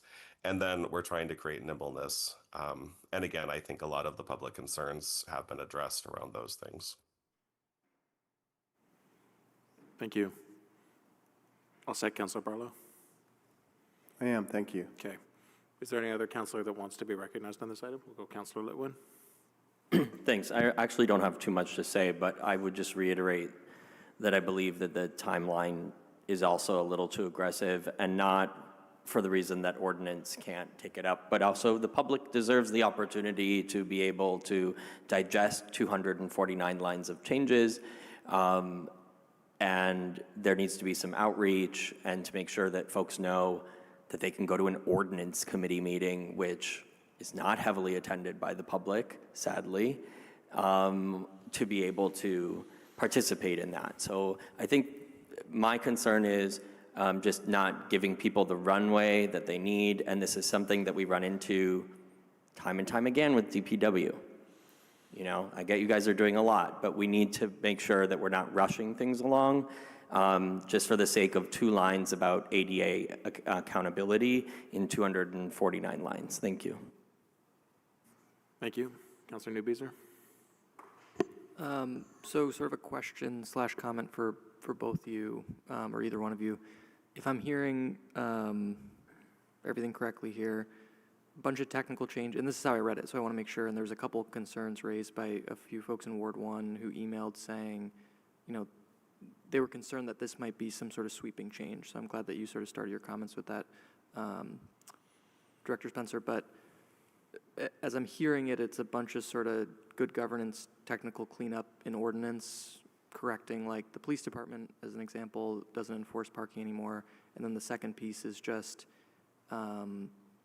giving you all as staff some sort of interim ability between public meetings and different public bodies if you need to make a change to make sure that we're not risking a lawsuit in the immediate. Is that like a fair, plain language summary for folks? Yes. That is on my part. Assistant City Attorney Ramakrishnan and Jackie Esperti, do you agree? So, sorry, I said yes. I didn't say it loudly enough, though. Yep. Yes. Okay, thank you. I just wanted to clarify that because I did, in all honesty, get nervous for a second. I was like, wait a minute, what are we doing here? But I appreciate that clarification, and yeah, I think I'll likely support this. I'll wait to see what comes out of Ordinance Committee, but we'll expect that I'll support it when it comes back as well. Thank you. And if I may just follow up quickly and say that when some misinterpretation started flying around in Front Porch Forum, I probably spent the better part of a day having conversations with people across the hill, trying to provide factual information, and it was really helpful. I think through those conversations, a level of support and trust was rebuilt. So, great, thank you. Any other councilor? Yep, we'll go Councilor Grant and then Councilor Singh. Thank you. I've received a couple of questions about the Traffic Commission. Potentially, the line here is the Traffic Commission may adopt regulations delegating its authority under this section. And then it lists some of the things that they could delegate. And the concern is that's taking it another step away from the public having access to a commission, communicating through the commission with regards to some of these items that are really important, such as the establishment of school zones. If I may. Yes. It's very specific as to what the Traffic Commission could delegate.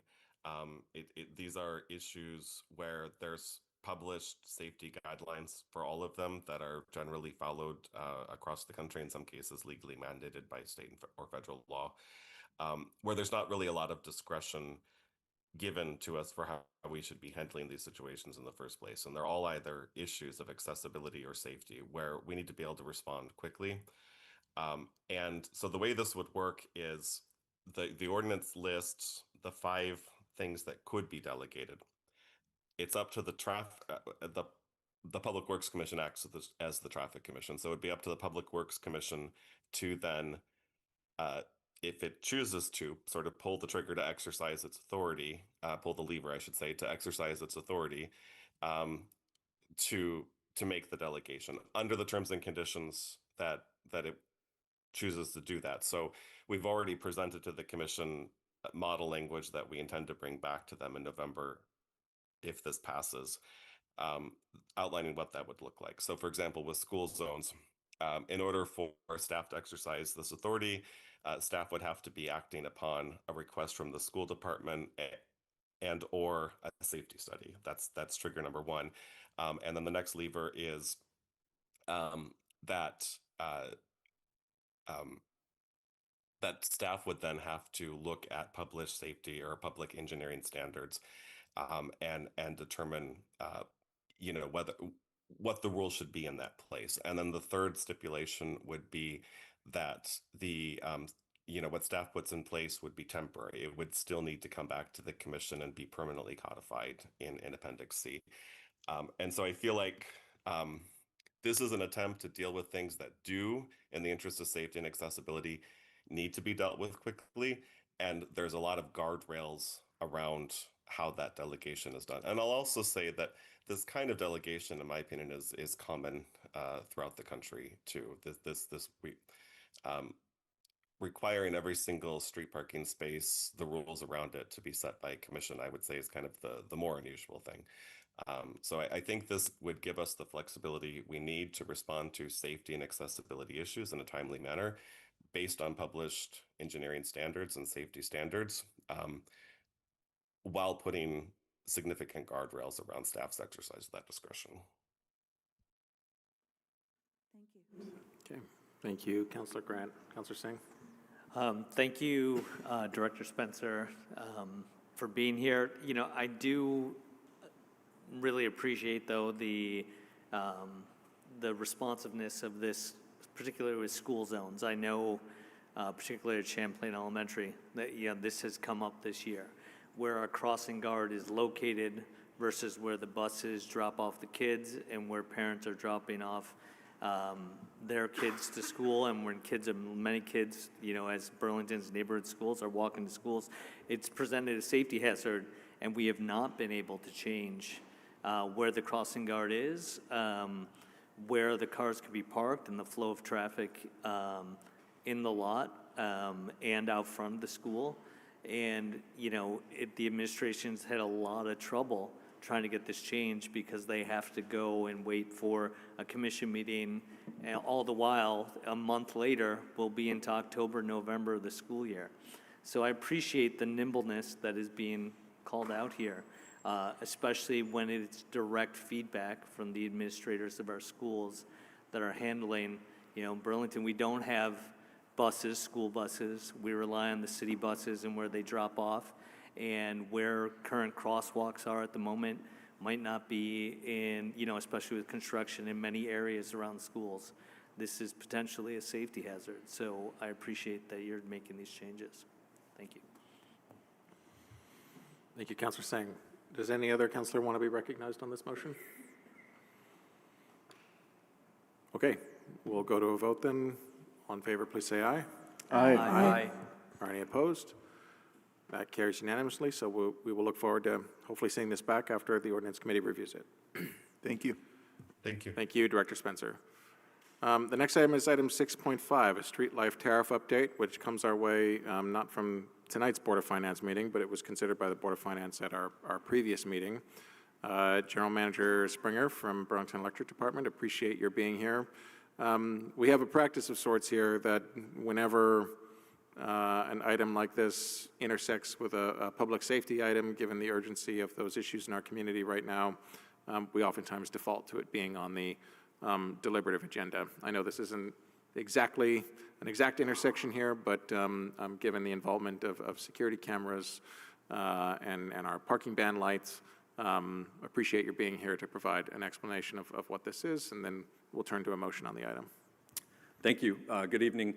So this tariff amendment came based on a request from the BPD to be able to bill for security cameras that I understand they have authorization to install.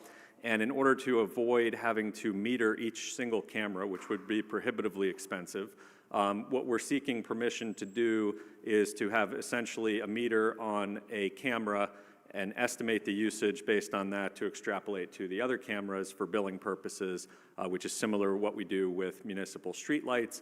And parking ban lights is included here. There's also some technical cleanup around our tariff, but that was the proximate issue that brought us here.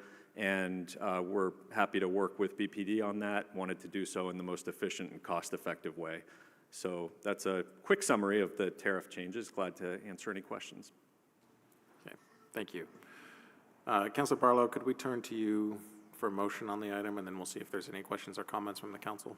Certainly. I'll move to approve and authorize the general manager of the Burlington Electric Department or their designee to file the updated street lighting tariff with the Vermont Public Utility Commission and to take such actions as may be needed to secure its approval. Thank you. Is there a second to that? Second. Thank you, Second. Councilor McKnight.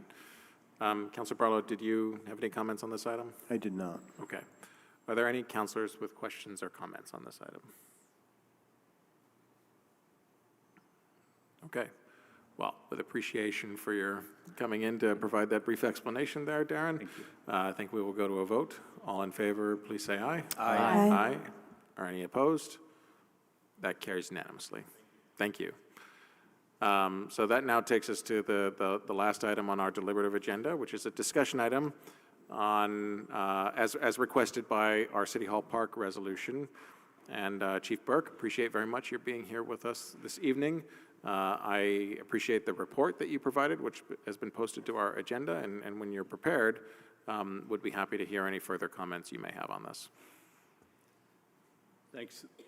For the record, Sean Burke, I have the privilege of serving as your interim chief of police, and now you're going to see if I have any technical abilities or not as I try to share my screen. See how this goes.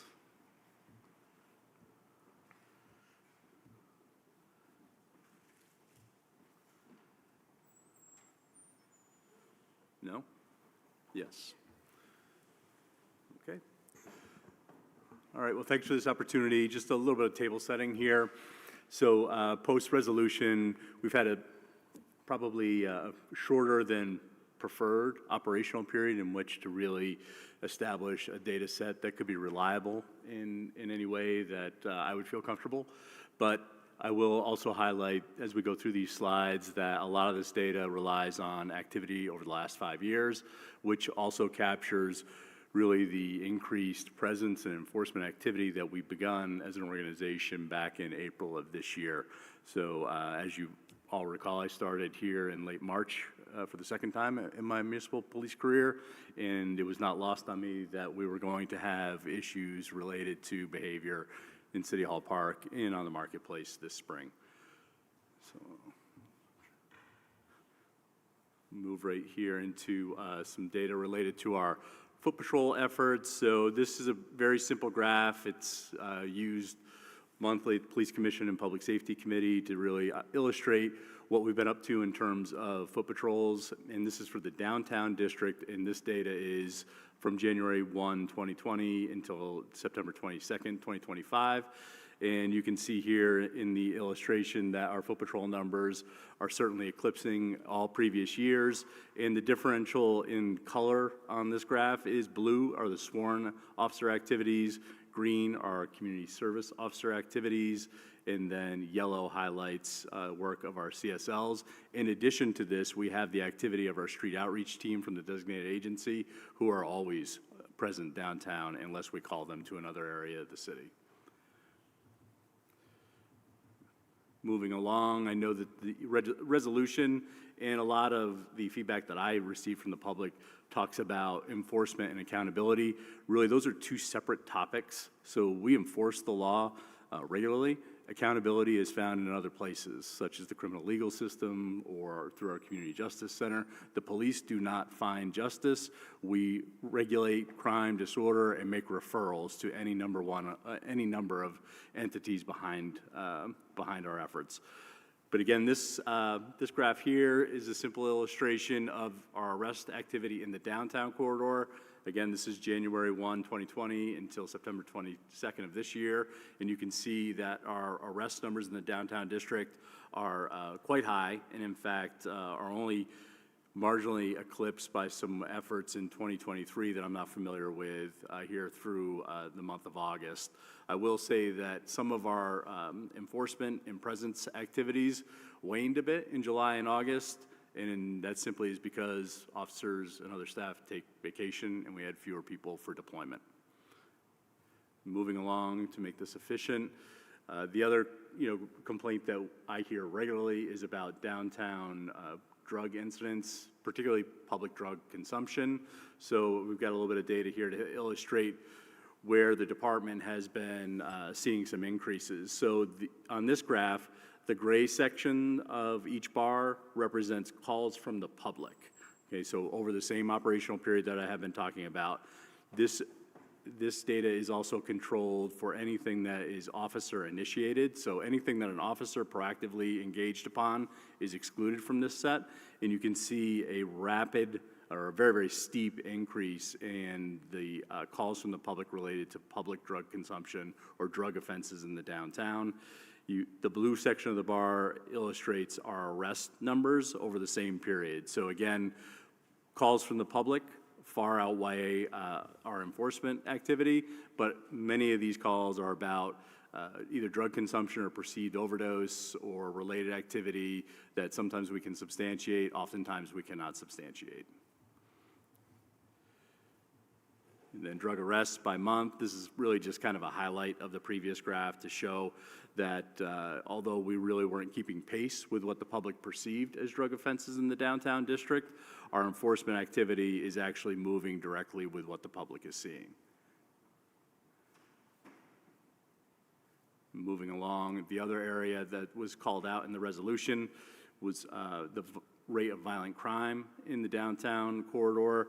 So in this illustration, again, 5-year operational period, if you will, we're looking at trends that we see in our incident data that are calls from the public. And acts of violence, we define that as any assault, domestic assault, or reckless endangerment. Numbers rather flat, that's the blue line on the graph. Open drug use, you can see sharp increase in calls from the public related to that. Unlawful mischief is it's interesting in the context of the amount of graffiti that we see in the downtown. You can see what's reported to us in terms of unlawful mischief is relatively flat, and then disorderly conduct is the brown bar at the top, and we see an increase in that metric as well. In terms of breaking down acts of violence in the downtown district a little bit further, you can see the previous years, we've had a lot of activity related to both simple and aggravated assault. The differential there is simply aggravated assault is a felony, simple assault is a misdemeanor, largely dictated or largely predicated on whether the extent of an injury or the presence of a weapon. Homicides have reduced a small amount this year. And then reckless endangerment is down a little bit, but again, this data is only through September 22nd of this year.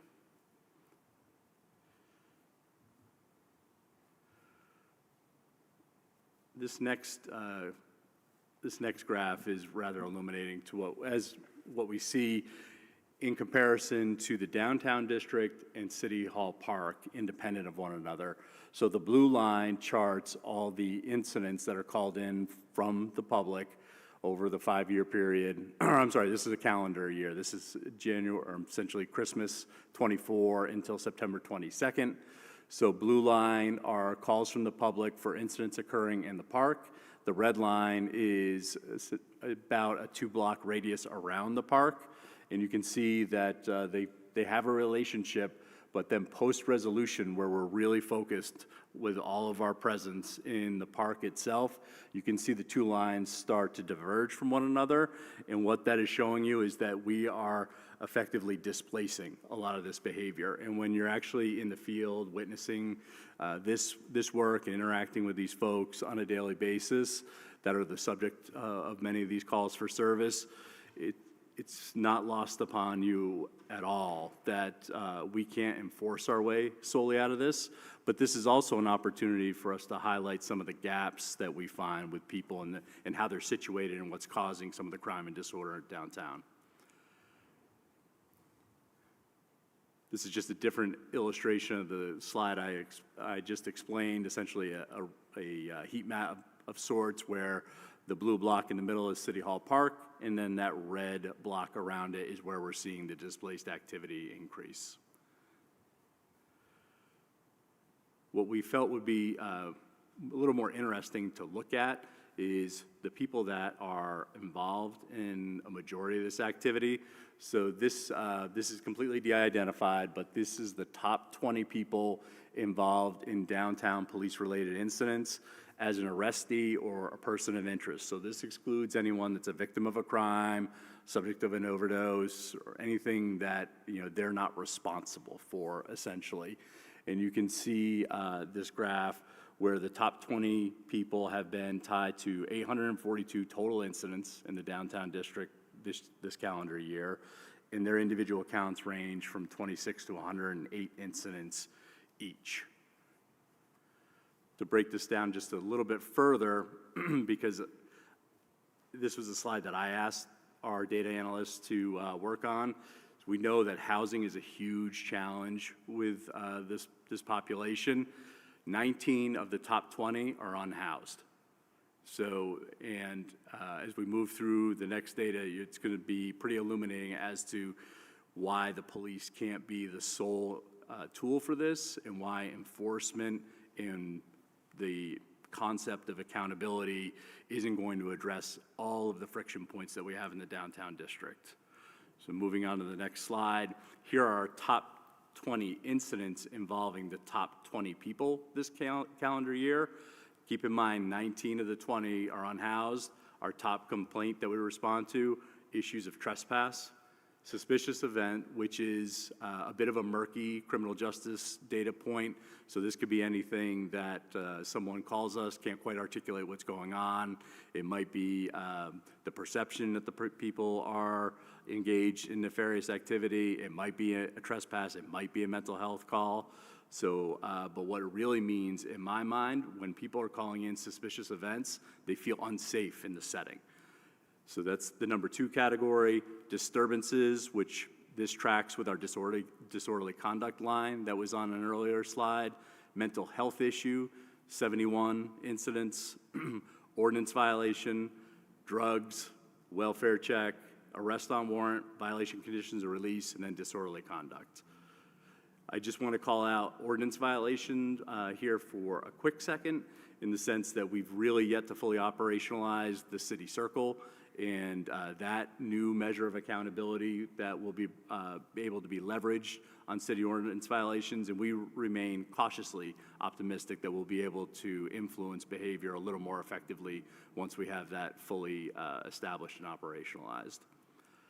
This next slide is the top 20 incidents in the downtown district, and then how the top 20 people show up in those incidents as a percentile. So again, just to go back to unlawful trespass, 28% of our top 20 are showing up in our overall incident counts, 10% of the suspicious events.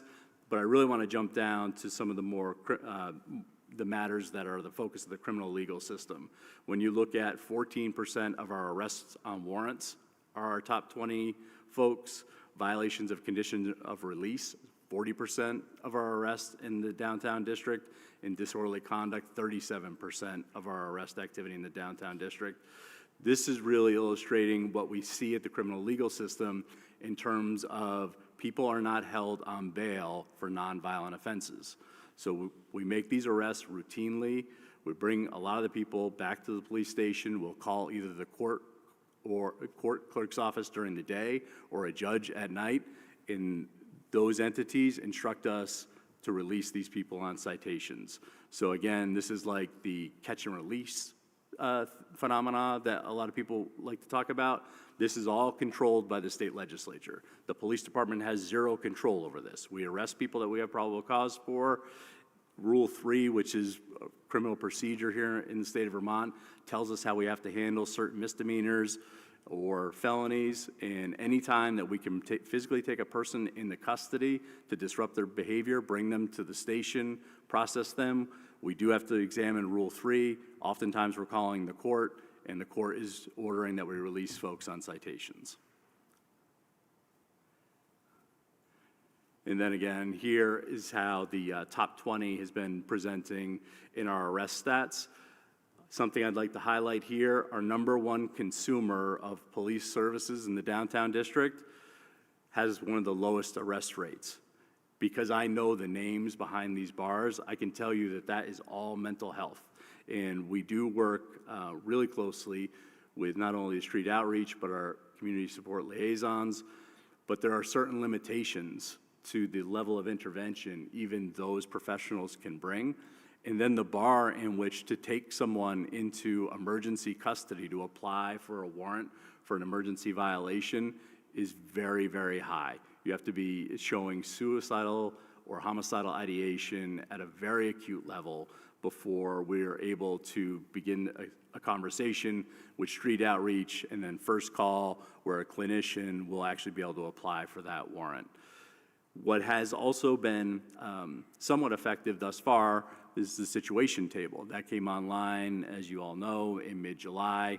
Many of these folks have been referred to the situation table, but the situation table is really engineered to identify people week to week at the most acute elevated risk of harm, and then to have an intervention of some sort within 24 to 48 hours. And what we're seeing there are short-term improvements to bring down the harm that that person either poses to themselves or to the broader community. But what it's not engineered to do is try to improve the system of care that has a lot of gaps behind this work. And that's inclusive of not only the mental health crisis, substance use disorder, and then simply no one has housing options. So in sum and substance, I would ask that you deliberate over how you'd like to see this resolution evolve moving forward. I would urge you to give us more time to establish some more data. Also allow the situation table more time to operate, to see what improvement areas, or I shouldn't say that, how do we better use the services that we have here available in Burlington to try to reduce some of this community harm that's going on. And then lastly, an opportunity this time would allow for us to bring City Circle online and see how that process is in remediating a lot of this low-level ordinance activity that does really kind of rip at the heart of downtown on a regular basis. And with that, I'm happy to stop sharing my screen, unless we're going to go back to any data points, and answer any questions that you may have. Great. Thanks very much, Chief. I'm now happy to turn it to councilors for anyone with questions or comments on this presentation. Councilor Newbeeser. Excuse me. Well, thank you so much. This is really helpful, and I think clear and digestible for both us as councilors, but also the public, and gives me a better picture of what we're seeing downtown, which has obviously been something we've been all talking about in the council level, and certainly something the public has been talking about for many years now. At the risk of ranting too much here, I'll try to keep it brief. I think there's some key takeaways which you included in your presentation that I think are worth repeating. One, which is that downtown foot patrols and directed patrols have surpassed the totals of any in the previous 5 years. The second being that downtown arrests have been higher in the past 4 years than the past 4 years, particularly into the summer, into September. That 3 drug-related incidents and arrests have gone up downtown in 2025. 4, that July, August, and September are projected to have the highest drug arrest totals in the last 5 years.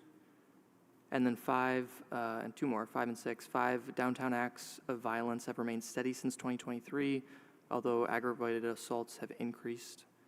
And then 6, the top 20 individuals in which you all interact with on a regular basis account for 842 incidents this year, but almost all of them, except one, are dealing with housing issues and not having accessible and stable housing available to them. So based on this data, and again, these are just my takeaways right now, there's 4 main points that I'm thinking about, and I hope that the community and the council considers moving forward. First, that enforcement is clearly a necessary tool, and as far as I can tell, you are using that tool effectively and incredibly judiciously since taking on this role, and I appreciate that. Second, that though enforcement is important, it's not the only tool, and we're not going to enforce our way out of the problem, as I think as you stated in your presentation, and that I do have a concern that as we enforce in our downtown core, and the state really hasn't solved the sort of full pipeline of services that we need around community safety, that we are simply pushing some of these issues into surrounding neighborhoods, and so I want to make sure that we're watching that dynamic as we move forward. My third piece here that I'm hoping we can all think about is just that it's clear, I don't think anybody dispute that homelessness, addiction, severe mental health challenges, again, there's missing pieces of the pipeline and how we address those as a state and as a country. And so that, I'm again asking, and I hope that the state will step up and support us in more robust ways. Like, we can't stand up inpatient 90-day rehab centers in the city of Burlington as a municipality. We just don't, that's just not a practical reality that's gonna happen probably in my lifetime. So we need that support. And then finally here, because I'm running low on time, or I'm coming up on time here. Again, the top 20 folks that were mentioned in this presentation, one of the central issues or the through lines is housing. And so it's really, really, really important that at the state level, at the federal level, and here at the local level, that we look toward housing solutions, that we increase affordable housing and services at all levels, not just for folks who are, need temporary shelter, but also working class folks, middle and lower middle income folks, so that they don't slip out of the housing that they do have currently. So again, I appreciate the presentation. I hope that we can get more of this kind of information on a more regular basis because I do find it really, really helpful and informative, and I think gives a really good insight to the council and the public as to where we are. So appreciate it. Thank you. Thank you, Councilor Newbeezer. Councilor Singh? Thank you, Chief Burke, and it was great that you presented this also at the Public Safety Committee. I thought that was really helpful. I wanted to dovetail on something that Councilor Newbeezer said, but you had mentioned in the Public Safety Committee meeting that many of these 20 people, the reason they're not welcome at a lot of the shelters and they're not welcome in other places because they've been service resistant and their behavior in the past. So the places that they might be able to seek help aren't welcoming them. Is that true? Is that what you would surmise? That is true. A lot of these folks have received notice of trespass for social service providers or even the emergency room, unless they need emergency care at UVMMC. Okay, and then my other question, in looking at the data tonight, I really appreciate how in-depth you've gone on these top 20, but it looks like 11 through 30 have very similar amounts of incidents with the police, or with incidents that are going on in downtown. Is there a reason we're focusing on the top 20? Is number 30 very close to number 20, but just falling off? Can I ask the thought process on that? So when I first posed this question to the data analyst, I said, should it be the top 5? Should it be the top 10? Should it be the top 20? He's like, let me see where it begins to taper.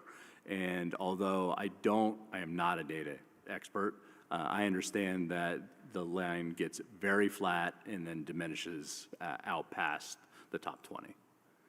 I appreciate that. And I also just wanted to highlight a conversation that I did have with the chief in public safety. We talked about, I appreciate how hard he is trying to think forward as to what this data means to him from an enforcement and where we can fill the gaps as a city in other areas. And I think the big thing that we had talked about is we don't know at this moment, how many of these people that have many misdemeanors, whether it be for drug use, trespass, mental health issues, how many of them have gone through the county court process, and how many have been referred to treatment court or to mental health services. So I think that's a piece of the data that I think would inform us better as to when we ask things from the state, is this really a gap that's not being provided to the state, or what can we do to kind of fill that or supplement it? I think these are important questions going forward, and I hope, I appreciate your hard work and the thoroughness that you've done this, and it does raise a lot of questions, but what you are charged to do with enforcement, I would say you're doing an outstanding job, so thank you.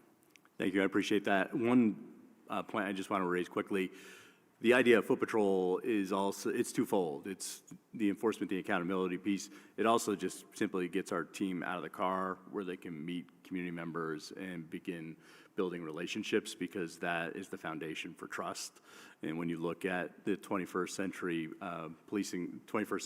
policing report, one of the first pillars is all about trust and accountability to the public. So it's a twofold kind of metric that we used with our logic in using our resources this spring so heavily downtown. Thank you, Councilor Singh. Councilor Schechter, and then Carpenter. Chief Burke, thank you so much for the data and for being here tonight. I want to say it's a heavy, I know the person who was harmed severely the other day while walking downtown. And so it's been an intense couple days. And so this data is particularly sort of intense to take in right now.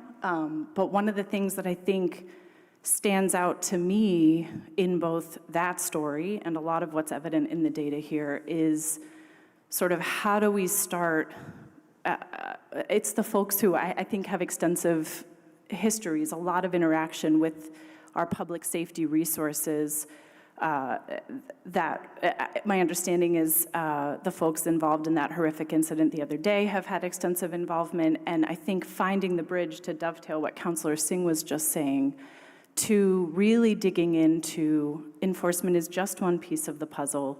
Social services are one piece of the puzzle, and I think the accountability piece is also a big piece of the puzzle that I know as I'm kind of trying to wrap my head around how do we as counselors, where can we move the needle and where do we need more support, both from the social service community, from our regional and state partners, from the legislature, whatever it might be. I'd love to sort of put an ask out that we hold this data, continue to look at data like this, and really start to figure out how do we build those bridges, what is missing, and how can we sort of make sure we have a safe community for as many people as possible. I will say, you know, it was a heavy weekend, also sort of coupled with the graffiti on the mural that over 100 community members, including a lot of our community's kids, worked hard to paint this weekend. So, I have a lot of that in my mind, that we're taking positive steps. I think understanding the data so we can make really informed decisions is the right thing to be doing. We're doing the work. I'm so grateful for your leadership and for all the folks who are helping to sort of move us in this direction.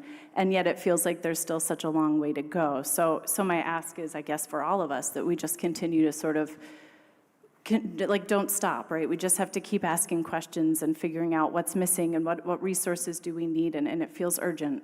So thank you. Yes, if I can respond. So I will just say quickly, there's a little bit of what's old is new in the thought process right now. We're rekindling our relationship with the local probation and parole office right here in Burlington. A lot of folks are on supervision through the Department of Corrections. That's another point of leverage that we could potentially use because they're accountable to what they pled guilty or were found guilty for in the criminal legal system. There's a hope, too, that the criminal legal system will someday be able to really address this backlog of cases in a meaningful way, because we know that an effective deterrence model relies on two things. The person that's going to make the impulsive decision or the calculated decision to commit the crime, am I going to be caught? And is there going to be a swift interaction or intervention for my behavior? Right now, we don't have that second piece.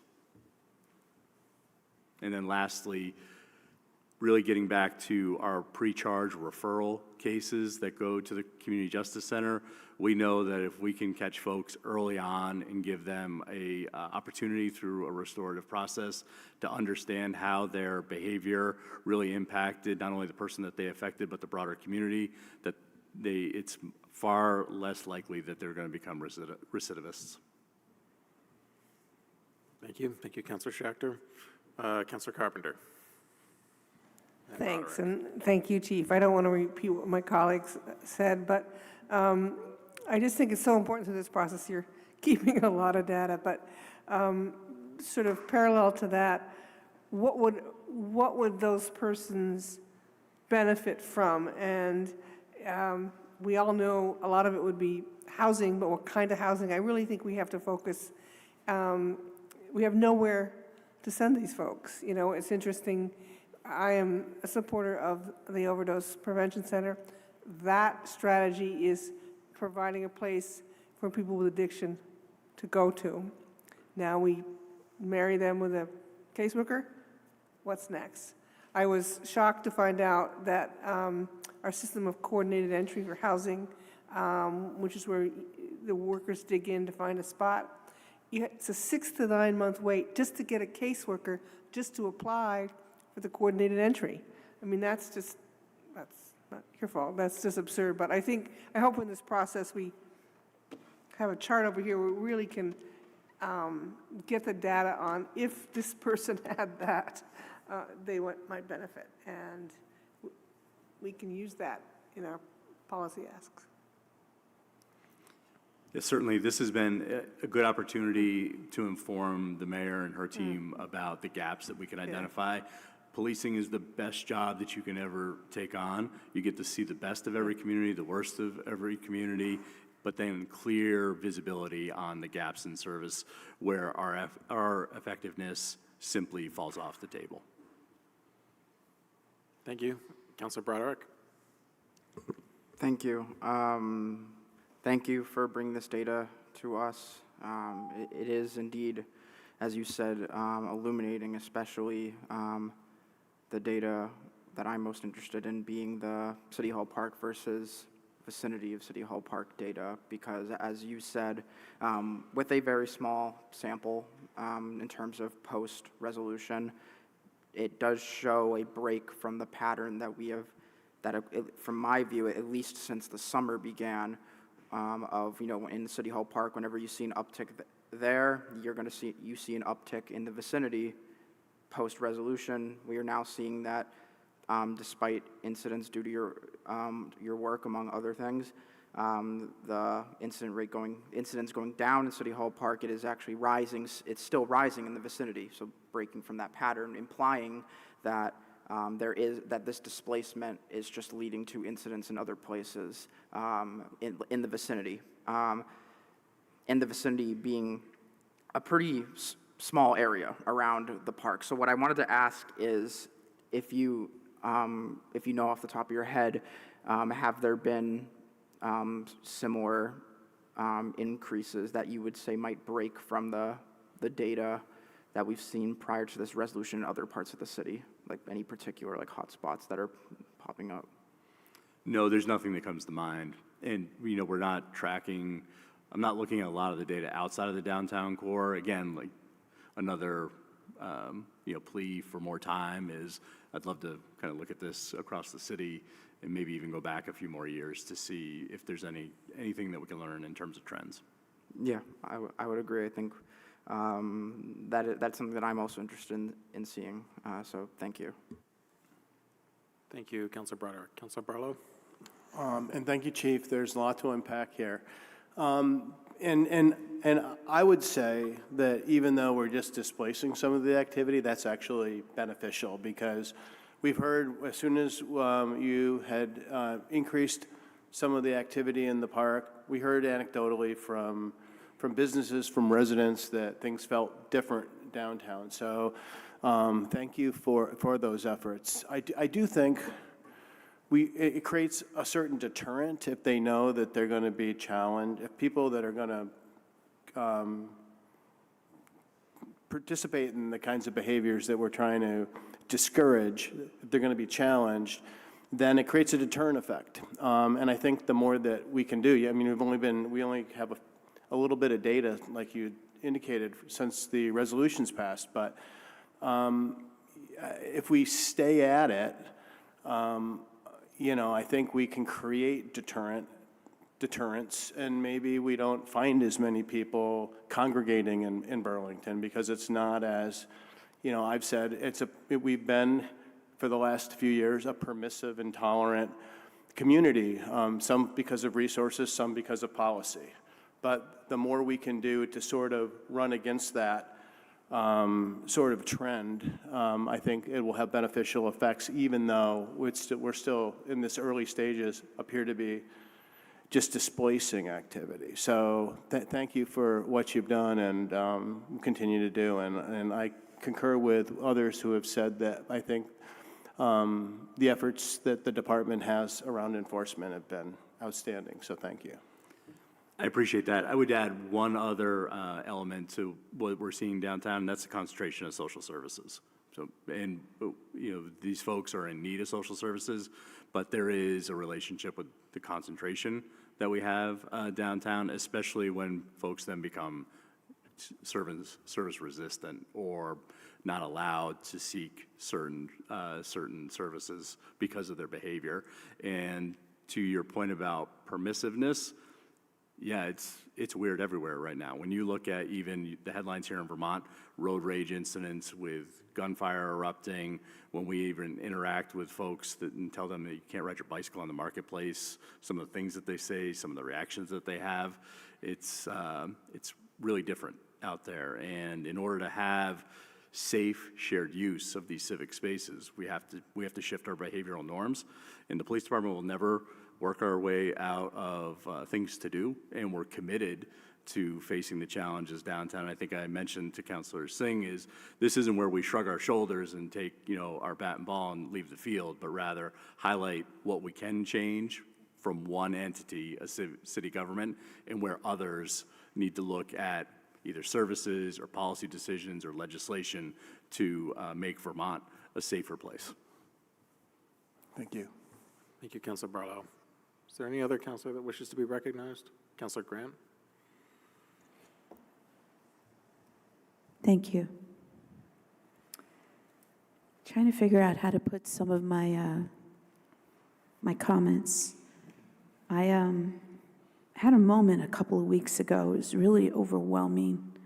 I'm in my community a lot, and I'm there variety times a day. Pretty tired right now because I was hanging out with the downtown ambassador from about midnight to almost 3 a.m. Saw a lot. And what I saw was, instead of people sitting on the benches, they were right across the street in the vestibules of the businesses. They were in the alleyways. They were in all these different places around downtown.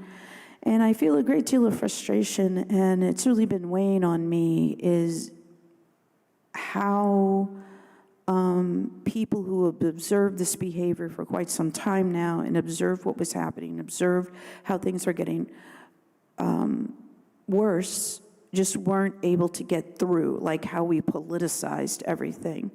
So I want us to really be mindful of that. I do not believe, I disagree strongly with my colleague. I don't believe that displacement is beneficial. The activity is still here. The activity is still affecting our residents. The activity is still affecting our businesses, and most importantly, the people that are living on the street.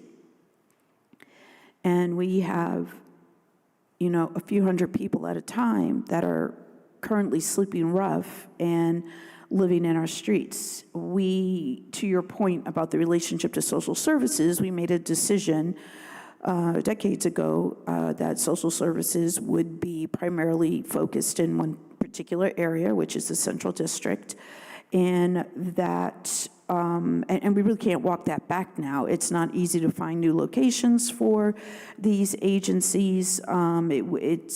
It's something that's constantly being talked about in the community, but we're just not at a place where we can do that. And all these agencies are stressed. People complain that we have resources, but in fact, the matter is we have never had enough resources to handle what is happening right now. I want to remind people that in the Public Safety Committee meeting every month, we review data.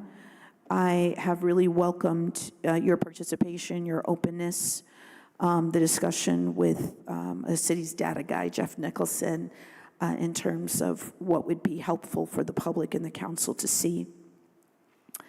I think that I disagree that we're tolerant. I disagree that we enable. I disagree that we say things are permissible. We went to practically zero in enforcement. We did that. We allowed that to happen There was not accountability for the lack of leadership with regards to this. We were told in October of 2023 that the street crimes unit was gone. I have a little dream that maybe you'll bring that back.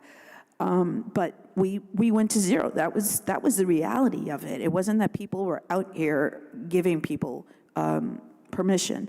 And we are seeing behaviors across the country. We're seeing behaviors that we've never seen before post-COVID and the political situation, et cetera. So I think we have to be careful when we say terms like that, because there's really nobody out here saying that we're enabling or giving permission. What we are saying is that, and you have acknowledged, we can't throw a police officer at every problem. It has never been the job of police to take care of all the mental health issues. It has never been the job of the police to solve the housing crisis. It is many tools in the toolbox to attack these particular issues that we are seeing. And we do have to get outside of that mindset. And I appreciate that you were thinking forward. You were thinking about that. I appreciate that you actually know what the pillars of 21st century policing are, and you're talking about them, right? We didn't have that before. And it was brought up many times, but again, the lack of accountability. I agree we should give you more time. We shouldn't try to saddle you with these resolutions, especially since you've done so much in the short period of time that you've been here. And we really need to continue to allow you the discretion that you need to do the best for the city. And I thank you so much for taking this position, and it means a lot to a lot of the residents of the city. Thank you. Thank you. Thank you, Councilor Grant. Councilor Litwin? Thanks very much. And I have a bunch of questions, and you know, my time goes fast, so hopefully you'll be quick with some of the answers. But you know, one of the data was fantastically helpful, and I'm really looking forward to having more data. I do just want to put a plug in tonight that I would like this council to start to get some reports about the situation table so that we can see what all the different players at the table are doing, and better understand the work of the situation table. I think we understand it theoretically, but I'd really like to see it in practice with even a case example here and there in executive session, so that we're not, you know, divulging things in the public that we shouldn't be. So I just wanted, I would like to put that publicly for the mayor and the chief to consider. One of the things that came up for me was, you know, are we tracking data or able to track data on how many of those arrests you're making, on whether or not they're being prosecuted by the state's attorney or other publicly relevant prosecutorial data? And is that something that we can even cross-reference or not with the state's attorney's office? So it's not easily obtained by the police. It's not held by the police department, so it's nothing that we could be really responsive to, but we could certainly work with Sarah George and her office on determining what's available. Thanks. I think, you know, I certainly have interest in speaking with her office about trying to cross-reference to start to see what that prosecution rate looks like. And I noticed that open drug use and disorderly conduct were correlated, or somewhat correlated in your data. So I guess, what is the procedure for this, and what are we doing with those folks who are under the influence and engaged in disorderly? So two separate responses, really. So folks that are subject to maybe a drug-related call, the first thing that we're going to do is to make sure that they're safe, and then investigate any potential criminal violations that have occurred. Many times those folks are handed off to street outreach or a community support liaison because there's not a criminal charge to be had. The minute that the plunger goes on the needle, the evidence is gone, or whatever a member of the public reported to us, that situation has evaporated, so we're just left with folks that may or may not be under the influence of a drug. But again, that's really then a triage of what do they need? Do they need an ambulance? Do they need someone from social services? And that's rather unique. Disorderly conduct is different.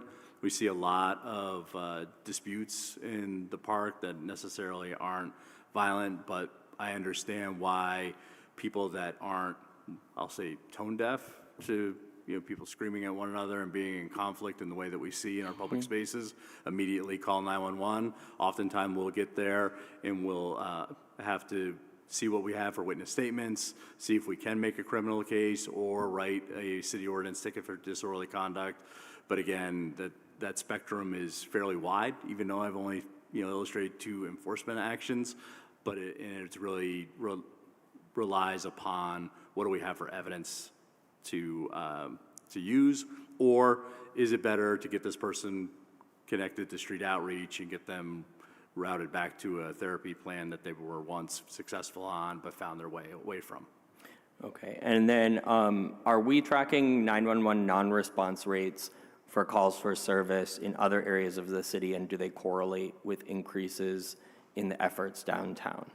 That would be a new data question. Okay, I'd like to start looking at that because certainly we've had a couple incidences where folks have had home invasions that were reported in the media that they did not get a police response to because folks weren't available. So I'd like to better understand that.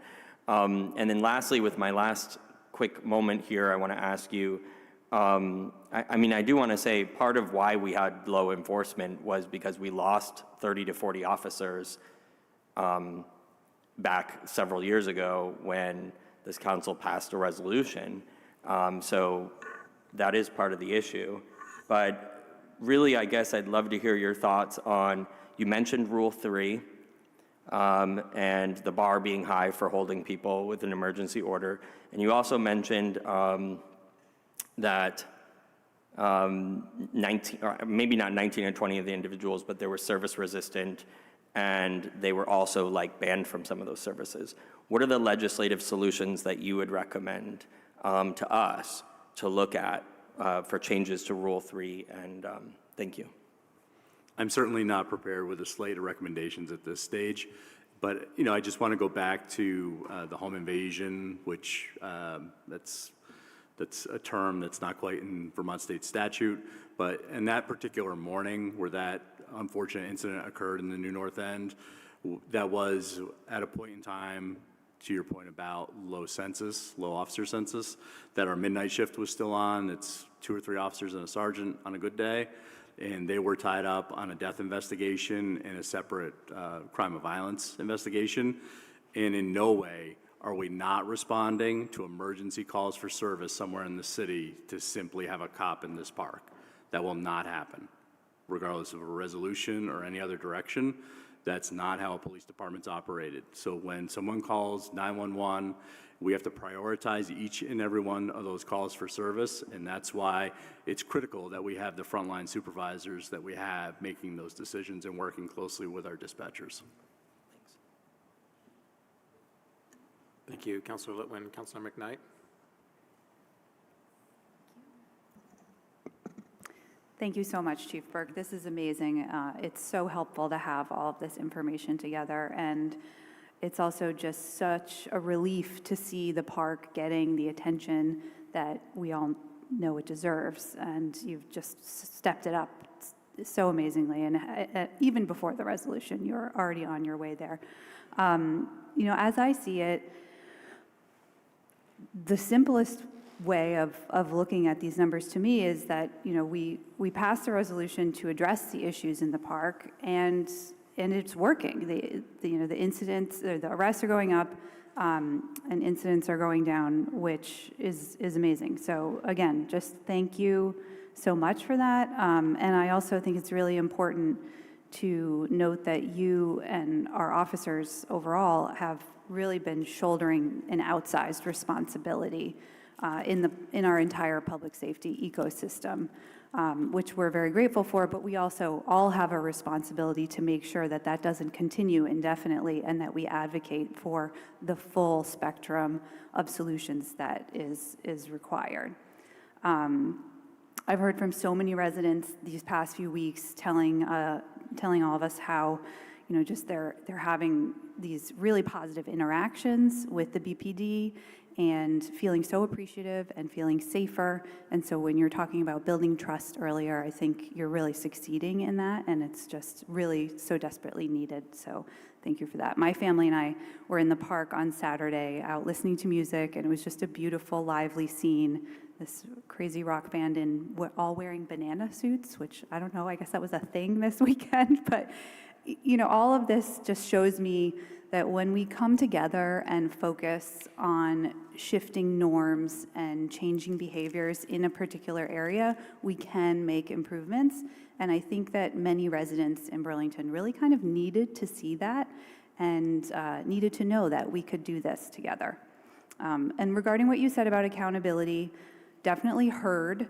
You know, I think what I see is that you're showing us that by ramping up enforcement, you are successfully taking that first step of accountability that then the criminal justice system is supposed to, you know, provide the next step for. And then we're seeing those, you know, issues with the catch and release. And we, as others have alluded to, you know, we need this information to ask for what else we need from the state, which really is that additional accountability piece, as well as, of course, housing and other human services. And we need to, having all this data, I think, will let us better pinpoint really what we need to ask for. And as I think Councilor Carpenter and Litwin kind of got at this a little bit, I really hope we can work closely with you to craft kind of our list of asks for the governor and the legislature as time goes on, because the more specific we can get with that and the more work we can do and conversations we can have about prioritizing, you know, what is it that, okay, we have 5 things we want to ask for. Is it housing? Is it low barrier housing? Is it mental health support? Is it something else? Is it more judges and prosecutors? You know, there's so many things we could ask for, and I think getting used to looking at these numbers together is going to help us answer those questions. Definitely agree. We need a longer time horizon. I really appreciate that you came back to the table so quickly, because we are seeing movement in the charts pretty significantly, and I was surprised by that, but we do need to monitor how it evolves over time. And then regarding displacement, I thought that was the most interesting chart in here, you know, things going down in the park and going up elsewhere. And of course, we don't want to see these incidents anywhere, right? But at least now what we can look at is, okay, we made a change in how we're doing things. Things are popping up elsewhere. And we can have a conversation as a city, you know, what are there areas that are more important to prioritize, or do we need to see the same level of safety everywhere? You know, that's not a question for me to answer or any of us. It's a question it's a question for the community to answer. And then I did have one specific question. I sort of know what I think about this, but I want to hear your answer just for the benefit of the public, because if you looked at your slide 7, you know, you see that the calls about drug incidents are going way up, as are arrests. I think someone could read that and worry that drug use and selling and, you know, dealing and consumption have gone way up. But what I'm guessing is that it's the enforcement and the comfort from the public calling about those issues that have gone up. Just curious if you can offer a perspective. Like, is it the activity itself that's going up, or is it the response and the engagement that's going up? Yeah, certainly. I just want to acknowledge your thanks to the team. The team does this work, and they were eager to do it.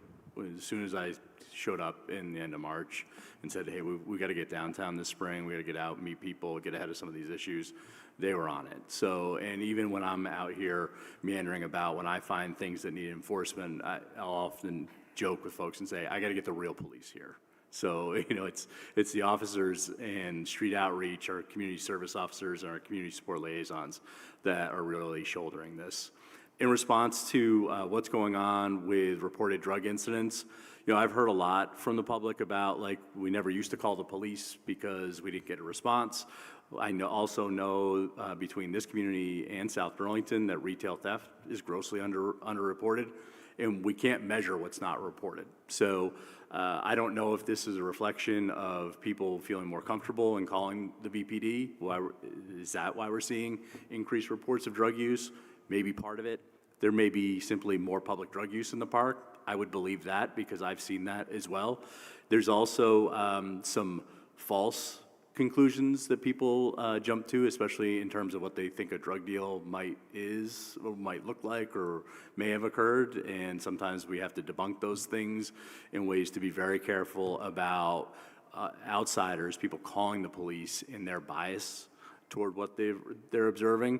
So, I think there's a lot of nuance to the work that we do. I think the data is helping kind of shape where we should be making some investments. And with a little more time, I think we'll have a better picture on that. I'll also say that, winter is generally public safety's friend as well. When it gets really cold in the park, we're going to see, a dramatic change, obviously, in the behavior. But a concern, going back to the point on housing, is I don't know where some of these folks that we interact with day to day, where they're going to go when it gets, Vermont cold in December. Great. Thank you so much. Thank you, Councilor McKnight. Is there any councilor that has not been recognized a first time that wishes to be recognized on this item? I think it may just be you, Councilor Kane, but are you good? Okay. Councilor Grant, you had used your 5 minutes before. How much time do you think you need? Like a minute and a half. Okay. Councilor McKnight did get extra time. A few seconds over, but. Point of order. But, Well, if, sorry, just 1 second, Councilor Grant. Councilor Litwin, you have a point of order? I just wanted to confirm whether or not any other counselor would get an equal amount of time if Sure. another counselor is given extra time. Sure.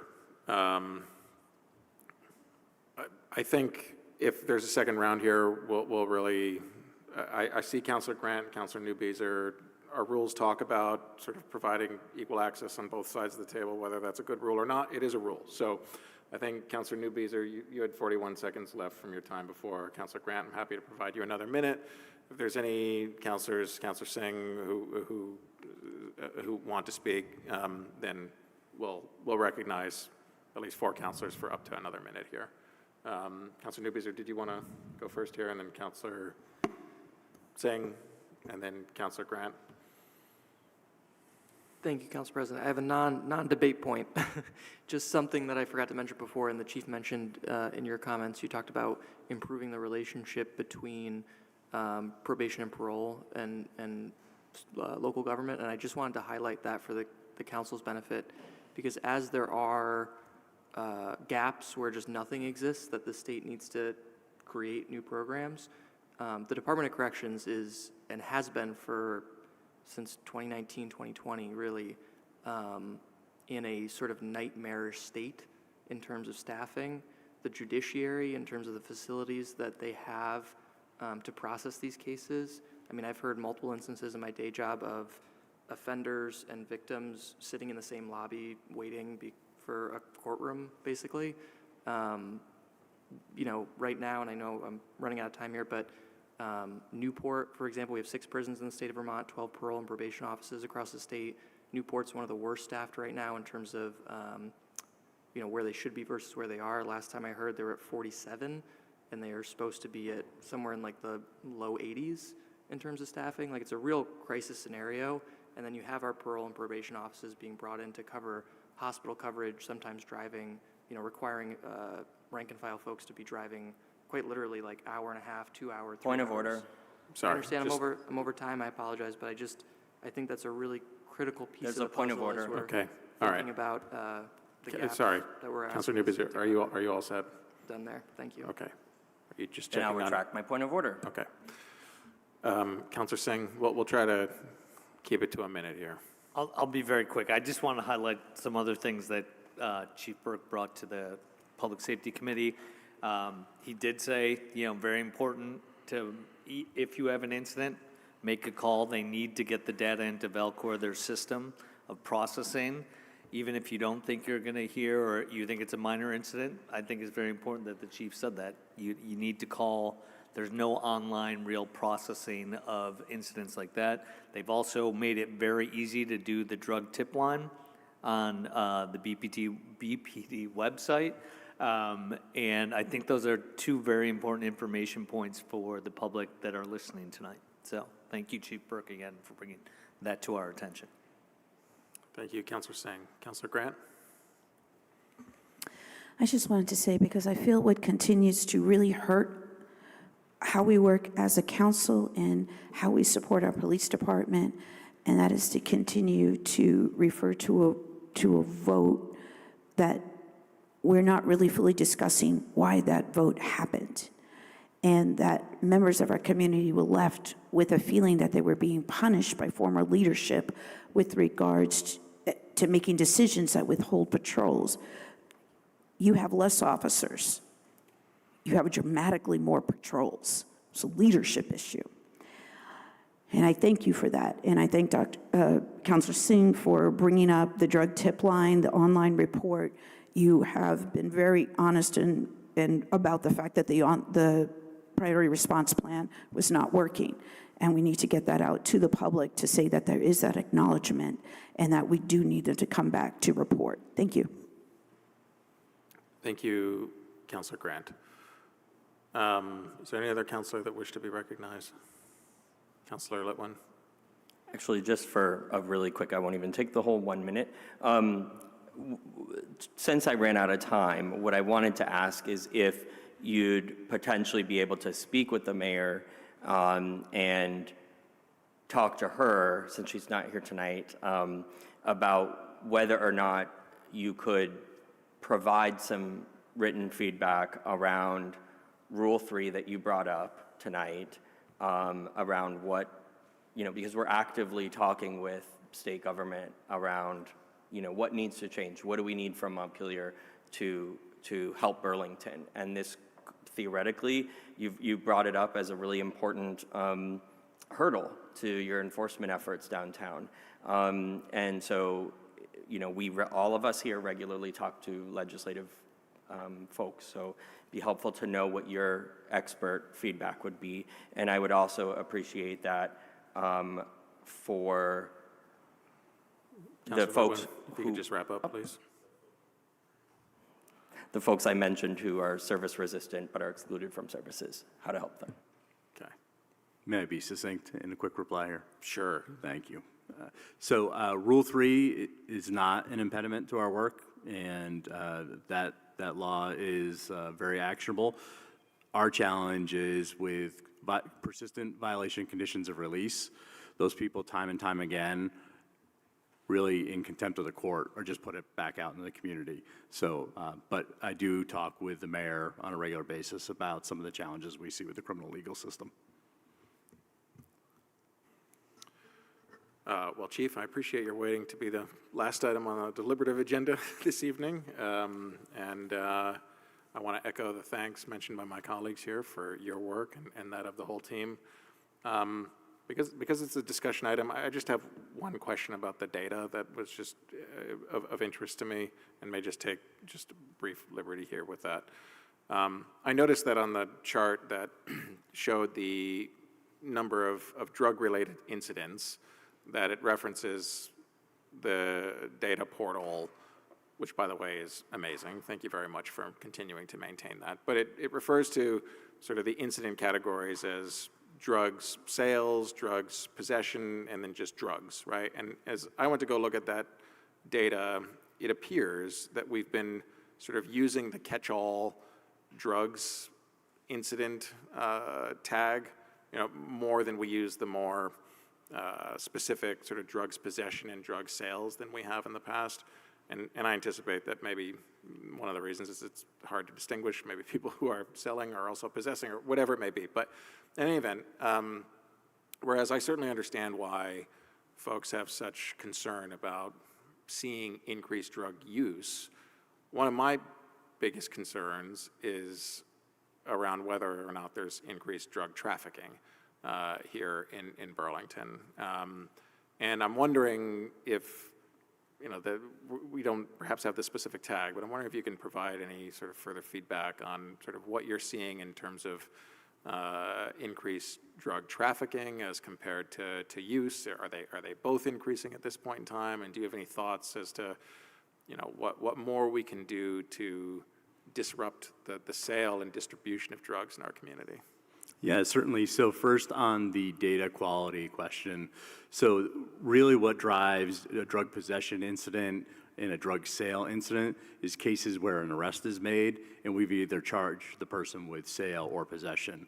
The rest is kind of a catch-all of a drug-related incident that we've responded to. Perhaps we've issued a violation, a municipal complaint for violation of the city ordinance for public drug use. So that's kind of how that distills. So the catch-all drug incident category will always be remarkably larger than the cases that we're actually making arrests on. In terms of trafficking trends, I do have some interesting information in my head as to what the drug unit is up to, but we also don't like to share a lot of that information. I will say that Vermont has always been a destination for drug traffickers from New York, Southern New England, Philadelphia, as far as Detroit, and that's simply the economics of the drug trade. Drugs sell for a much greater price here than they do in the home neighborhoods of where we see our traffickers coming from. There's no shortage of work for our detectives that are assigned to, we've got one assigned to the DEA and then 3 detectives in-house focused solely on mid to upper level drug traffickers.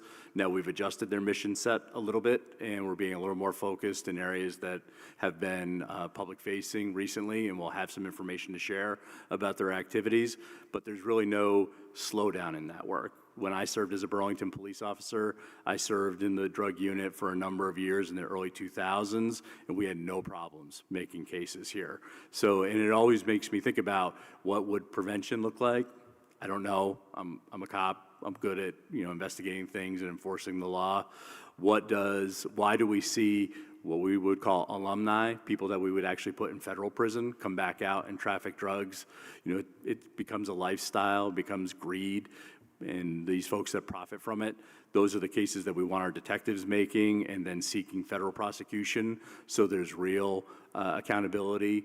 But then there's also this wide swath of folks that enable the drug trade. They're Vermonters, they're wrestling with substance use disorder, perhaps they have an apartment, so therefore they have greater protection under the Fourth Amendment, they're befriended, or even fall in the relationships with drug traffickers from out of state, and then that's a plug-and-play customer base for not only what we see in terms of drug trafficking, but also how firearms get blended in and are traded for drugs, and then are brought back to these source cities and turn up in crimes there, and how sex trafficking plays in, and how a lot of folks in our community that are addicted to drugs use their sex as a way to fund that habit.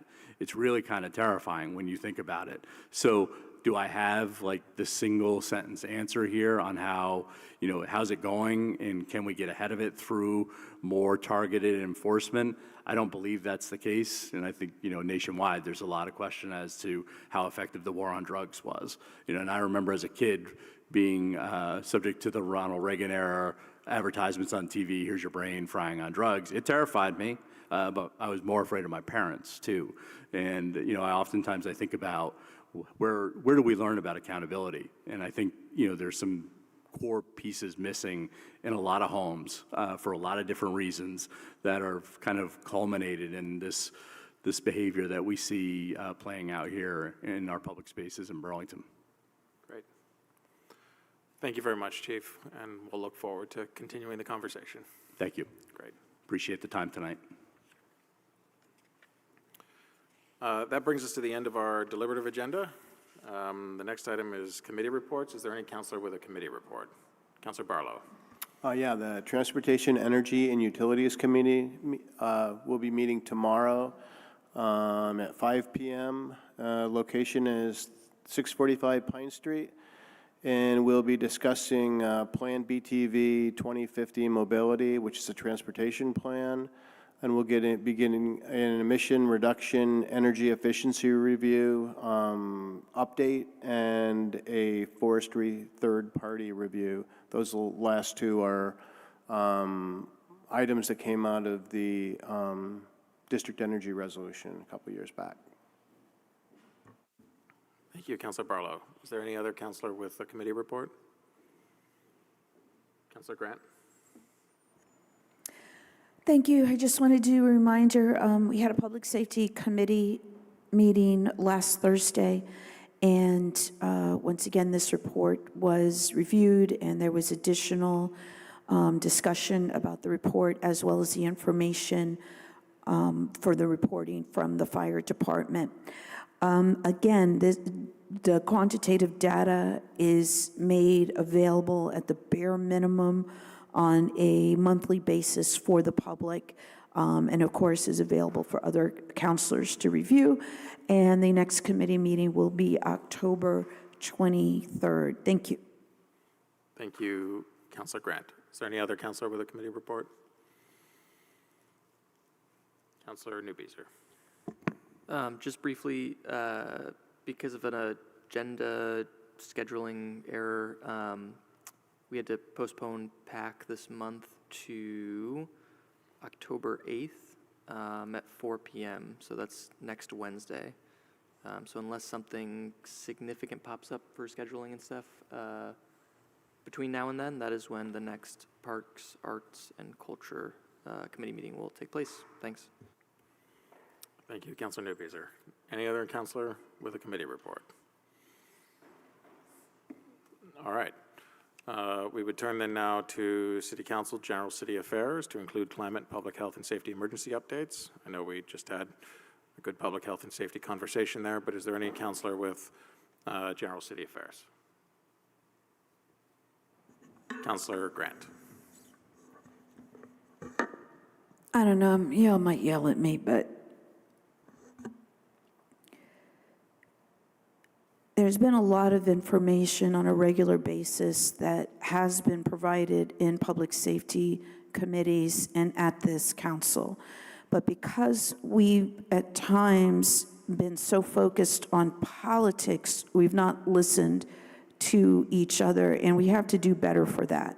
I am sometimes frustrated by what I hear with regards to information that I know, having served as a police commissioner, having served on the Public Safety Committee, that has been brought forth many, many times, but it wasn't politically expedient. We have to get past that in order to do the best for the people of Burlington. We see incidents going down, but right outside of the park, they're going up. So we're just moving it, and we've been moving in this for a while, and we have to look at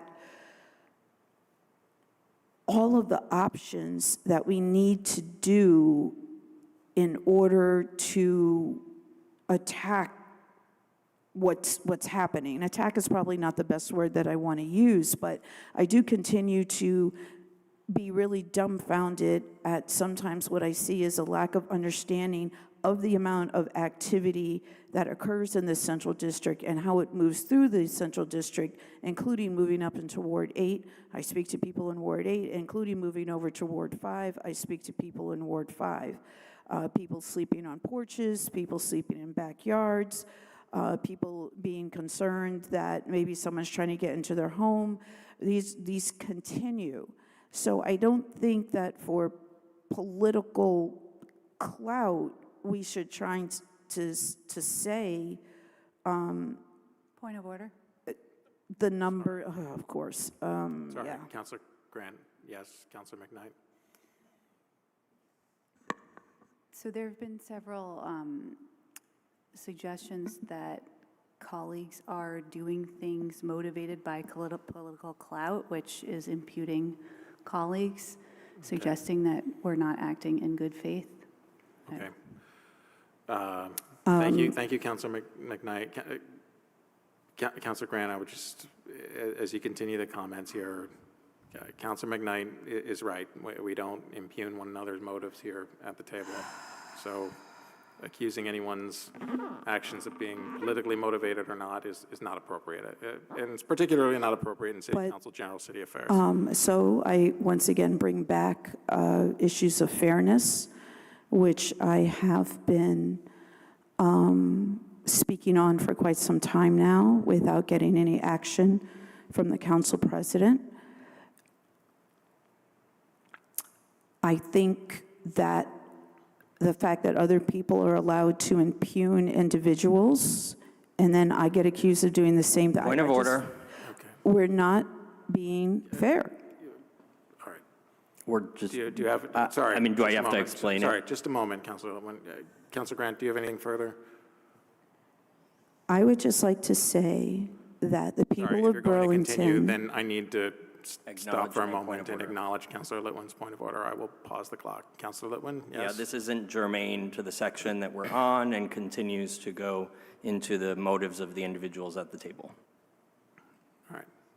Councilor Grant, I'm going to ask you to please wrap up. I tend to agree with those colleagues who feel like this isn't appropriate for City Council General City Affairs. And in my defense, I think I've fairly applied that to everyone at this table on General City Affairs and trying to keep this to what it's supposed to be, which is for updates on what's going on with our city and not an opportunity to engage in back and forth with your colleagues. okay, so I don't mean to do that, but we're not listening to each other. And I think that that is an issue that is germane to the job that we do for the public. And I know the public is sick of the back and forth. I know they are. I'm sick of the back and forth. I have been very silent on some very disturbing emails that I've been sent. So I just think that there's a real issue of fairness, and I would ask that the council president take action on that. Thank you. Thank you, Councilor Grant. Is there any other councilor who wants to be recognized on General City Affairs? Councilor Newbeezer. Well, I hope my colleagues will consider this germane. I just wanted to note something around public comment that has continually come up from one or two particular individuals in the community, and just say that, I support free speech, and I am a huge proponent of the public engaging with this body, regardless of their perspective or political views, or whether they're criticizing us or not criticizing us or whatever. But I just want to encourage, and I hope this sentiment is shared among all my colleagues, all members of the public, when they come to public comment, to engage respectfully. I know that the council president, you start public comment with a statement of sort of shared expectations, and I appreciate that. And there's just a few folks that consistently kind of show up and choose to engage in ways that, while technically may be their sort of First Amendment, within their First Amendment rights, and this may, is, to my mind, part of the job that we all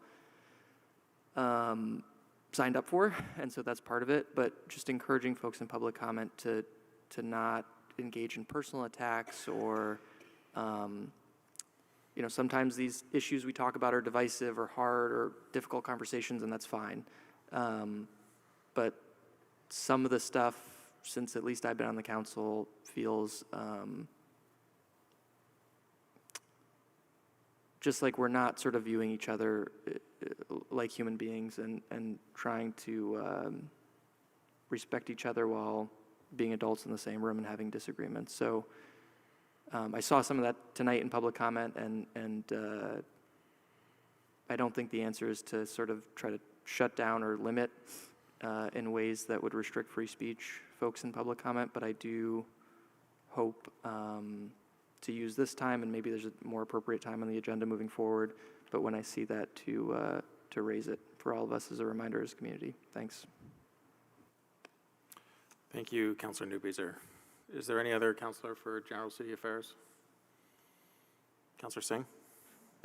I'd just like to say, I want to thank all my council colleagues and the mayor and all the people in the city that came out and worked on the mission mural this past weekend. I think that's one of the positive things about this city, where we come together unified to do a good thing for the city across from a school. I was very upset at the graffitiing that was done on this. I saw so many kids out there helping, and I know we talked about it here, about compassion fatigue amongst us as a public, and I think about what a good job our district does, our teachers, our paraeducators, organizations like King Street and Boys and Girls Club, Outright Vermont, do to talk about being compassionate. And we're trying to teach kids to be compassionate, and to see their work graffitied right after they did that.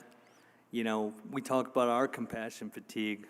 You know, I worry what happens with these kids that take a sunny Saturday, their time, and paint a mural, and then it's basically attacked. And I would say violently. And I want these kids, I am so proud of this school district and these organizations, how we are raising our kids in this community, to be inclusive, to be compassionate. And when something like this happens, I don't know who did it, but if you're out there, you're hurting the compassion for whatever's going on with you. And these kids are gonna grow up and be our leaders, and we want them to be compassionate. We want them to value community.